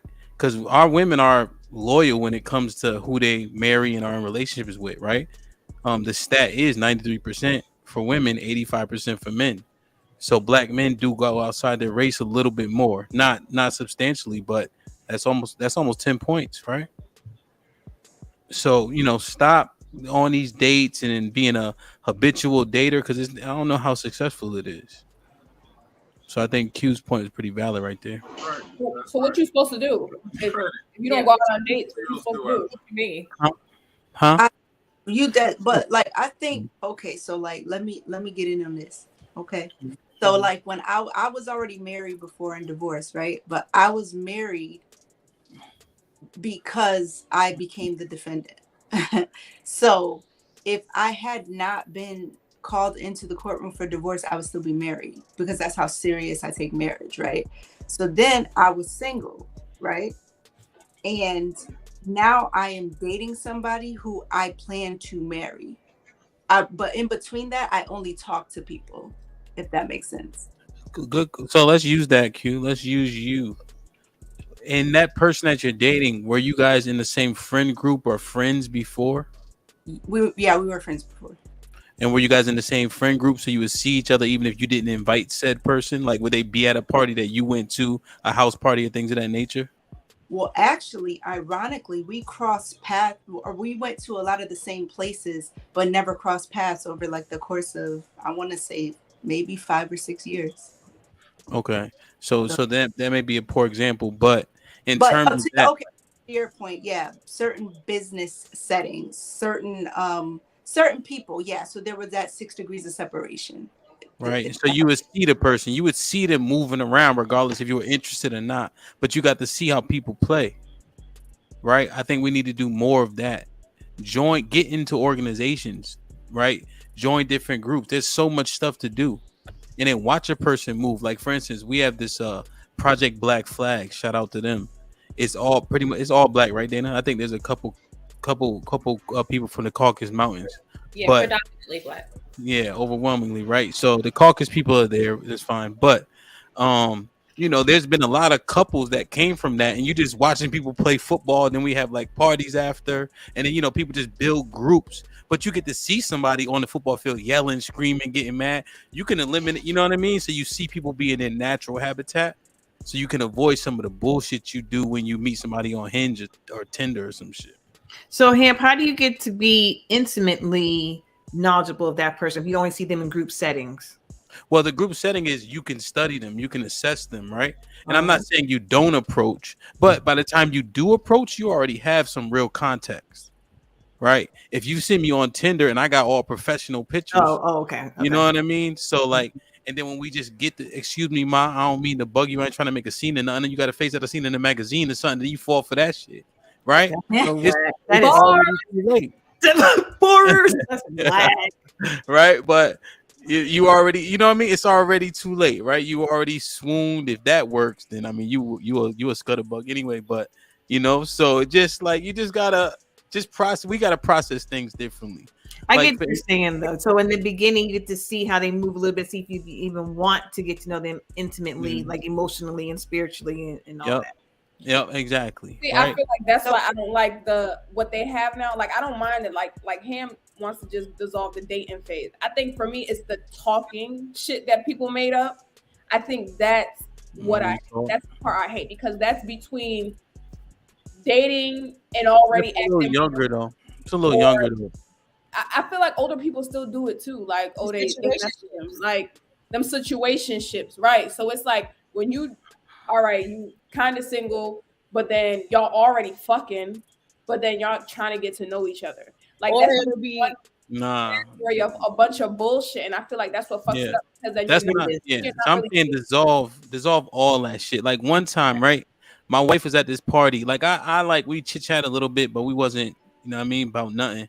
I didn't really even know her honestly. So boom, I'm at this party and I'm talking shit. I'm talking about the Bible. I'm calling a woman a bitch. All types of shit popping off in here. I'm DJing. I'm drunk. She got to see all this shit. You know what I'm saying?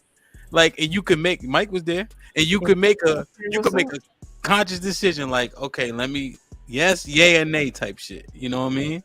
You got to see people like put themselves out there, like be vulnerable, expose themselves, and you can do it in those settings. You know. Friends. Well, I'd like to take credit for Hamp's marriage because she asked me, and I gave Hamp a glowing review, and that's why she accepted your bullshit. Shout out to Mike. I love Mike. Right. I appreciate it. Yeah, yeah. But you know what? I think there's something to be said about teaching our teenagers to date. You know, I think for a lot of folks, especially that I grew up with, we really didn't start dating until we went to college. I mean, we couldn't bring the opposite sex into the household. We couldn't go out with them, you know, and that's how we were raised. And so, you know, by the time we could date, the only, you know, example of dating was marriage. And so that's how we approached those type of relationships. And so I regret not playing the field when I was in my 20s. I think I was in 3 very long-term relationships, 2, 3 years, 4 years. And I didn't really start dating until I turned 30, you know. And I think that, you know, for me, if I had been dating in my 20s, I'd be married now. And so I just, if I had kids, if they were 14, 15, 16, I would allow them to date and then really teach them, like, hey, play the field. And then when you're ready for that commitment, then you make it. But don't be afraid of that commitment. So, Mike, is your idea of dating kind of just pursuing or being in pursuit of a mate or somebody? Yeah, yeah. But see, my idea of dating is you literally live in separate households, you get to know each other. And then, you know, when you're ready to take the next step, you know, to me, the next step should be engagement. I don't think couples should live together. I don't think single people should live together. But that's just me. But I think by the time you move in with somebody, marriage should be immediately on the conversation. Mike. So do you start dating because you know you want to go into marriage? Or you just No, I'm just getting to know them. I won't even call her my girlfriend if I don't think that I'm going to marry them. Mike, do you think that people need to stop thinking they young at 25? You are young at 25. Okay, so you believe so they should be, so you think young and marriage should still be go together? Say it again. Well, you said like teach our young people to date at an early age. Younger. So to me, I think before they leave the household, which it could be, you know, 16, that could be 20. They should know what a healthy relationship looks like. They should know what dating means, or at least an example of dating before they leave the household. Oh, I see. So they get so you saying like practice? Mm-hmm. Now you saying practice dating or like courting? Okay, I see what you're saying. Courting. You're right, because I think that's the actual like. Yeah, courting. Yeah. Okay, all right, that makes sense. Yep. Yeah, I thought you were also kind of chiming in on the notion that, like, I think, are we waiting too long nowadays? You know, get serious. Yeah. So. Yeah. But I think even to Hamp's point, if you skipped all that courting shit and getting to know people shit, and you went about it a different route and went into quote unquote dating with the idea that I'm going to be pursuing marriage from this, you still be okay. I don't think you need to like taste every fucking flavor of the goddamn rainbow to be like, okay, I like this, I don't like that. That's like the people Yeah. who go to college but Right. don't know what they want to do with their degree. Yeah. Yeah. I think that's Sully's people. The more the whatever you taste. Yeah. No, that's fair. Interesting. Like, share, subscribe, tell a friend to tell a friend. If you're still with us, I appreciate y'all. Shout out to everybody on the panel, of course. I put it in the last one. Hold on, let me share this real quick before we get out of here. So yeah, it's long as shit. But can you see Q's hat? What is that? Cash App right there. What is it, Q? $ artist QT for the shirts. Only thing you got to do is hit me up either on Facebook or Instagram, comedian Q Turner. Send me your shipping address, and I got you. Asia, let them know how quick you got your shirt. I got my shirt in less than a week. Bam. Word. Yeah, I got my shit today. So I appreciate that for sure, man. We also got a sponsorship package out. It will be posted on the Instagram. We will send it out. We'll put it on our Facebook and all that. Because I'm telling you, man, we growing, man. We had 2,200 subscribers. It's gonna pop some more. You know what I mean? So get in. Get in while the getting is good, right? Because I got the package pretty low. But I'm trying to tell you, when it pop, motherfucker, Put him in the fucking bedroom. Get him out of here. Come on. that's it. So listen, I don't really like Jerry Springer, but I do like one of his constructs. Let's get Mary out of here. Mary, final thought. She don't get this nigga. Jesus Christ. Shit. Listen. All right. I got it now. Listen. Bruh. Until you're married and marrying somebody before you live with them is not the best idea. All right. Mike. Stop looking at potential. See what's in your face, and don't get married or don't live together before you get married. Okay. Q. God damn. I don't know what to believe. Y'all done gave two contradict. Never mind. I'm still trying to figure out who the fuck the 4 is on the panel out of the women. Because you said the scale is 4 to 6 average. I'm still stuck on that him. Who Mike. the 4? Mike. Oh, okay. Oh, you said the women though, right? No, I said everybody. The panel is 4 to 6. Mike was the 4. He the one brought the average down. Shut up, Mike. Mike, you know you kind of look like what's the dude name from SpongeBob? Y'all know what I'm talking about? No. Squidward? You look like Squidward. Yes. Yes. Mike low key famous and shit. Shout out to Mike. I was gonna buy your shirt, but I might go buy your shirt after that conversation. Wow. This might be risky. I made a risky statement. I said what everybody was thinking. But anyway, no, for real though. I think that there are some benefits to living with somebody prior to being married. And to Mike's point, I think that, there are also some benefits to not being too close to somebody prior to being married. You got to figure that out on your own and create your own situations. Or T. Be single until you know that you know, and most importantly, don't settle for low vibrational people.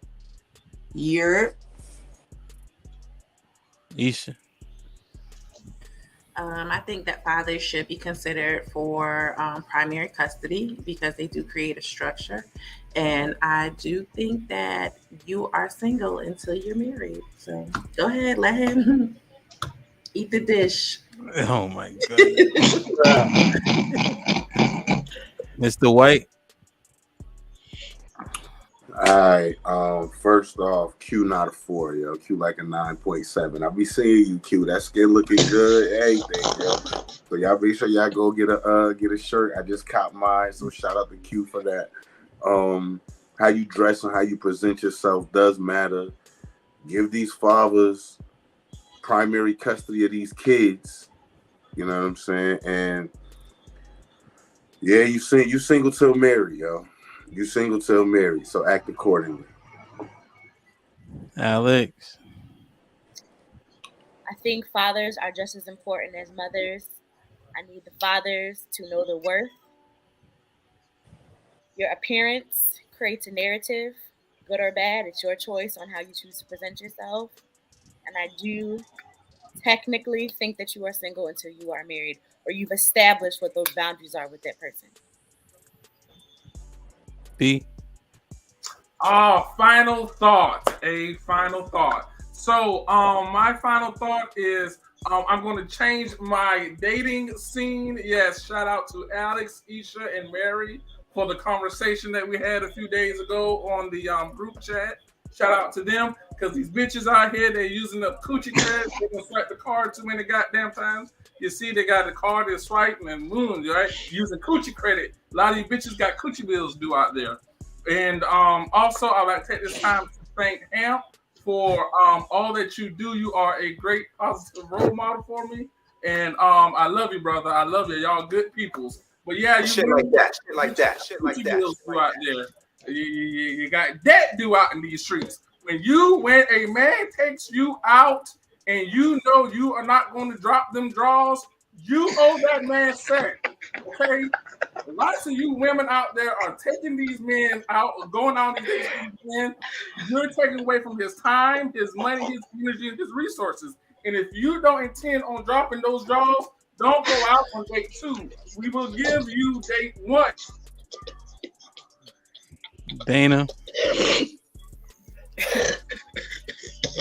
Firstly, I regret saying that I agree with B. Which was made very, very clear. That's my number one thought. Number 2, support these fathers. Shout out to Hamp for repopulating the earth. Congratulations again. And shit like that, shit like that, shit like that, shit like that. You're single until you say that you're not. Your clothes don't define you, you define you. And that's it. Thank you for having me. T. Yo, I already did mine, yo. Oh shit, my bad. Bub. Yo, you're definitely single until you get married, all right? That's a fact. Until you say to yourself, all right, I ain't dealing with nobody else. You're definitely single. Get it popping. Asia. My closing thought is Black men, we need you. Society needs you. We need you to rise up. We need you to be the gods on earth that you were created to be. When you're high vibrational, the earth will follow.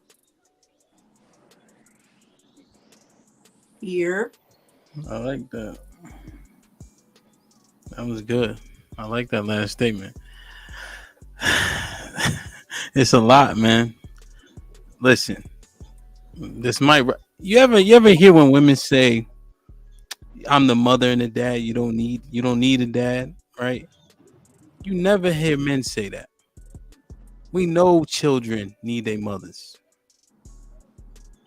So stop saying that corny shit. Right? It's emasculating. It's not true. And it's complete bullshit. Let's be realistic. Kids are who their father is. I'll give you a simple example. If I plant an apple seed in Connecticut, if I plant that same apple seed in Florida, apple's still going to grow.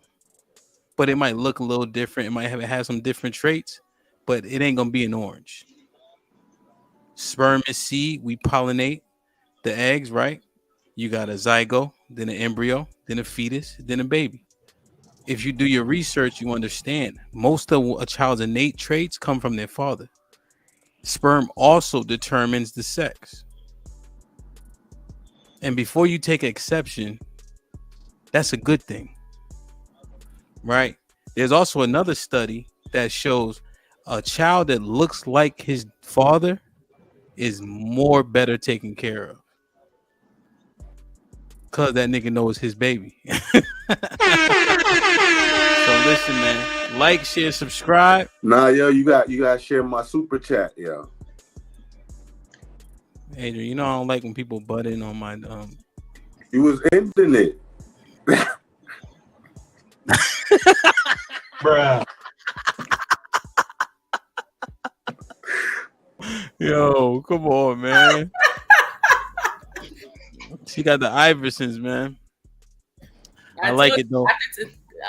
The Iversons are looking real Jim Jones, so tonight they coming out. Yeah, man, I can dig Nah, it. it's all love though. It's all love, yo. All right, Adrian. Let me end the fuck. You know what? Get him out of here, man. Like, share, subscribe. Tell a friend to tell a friend. And we out.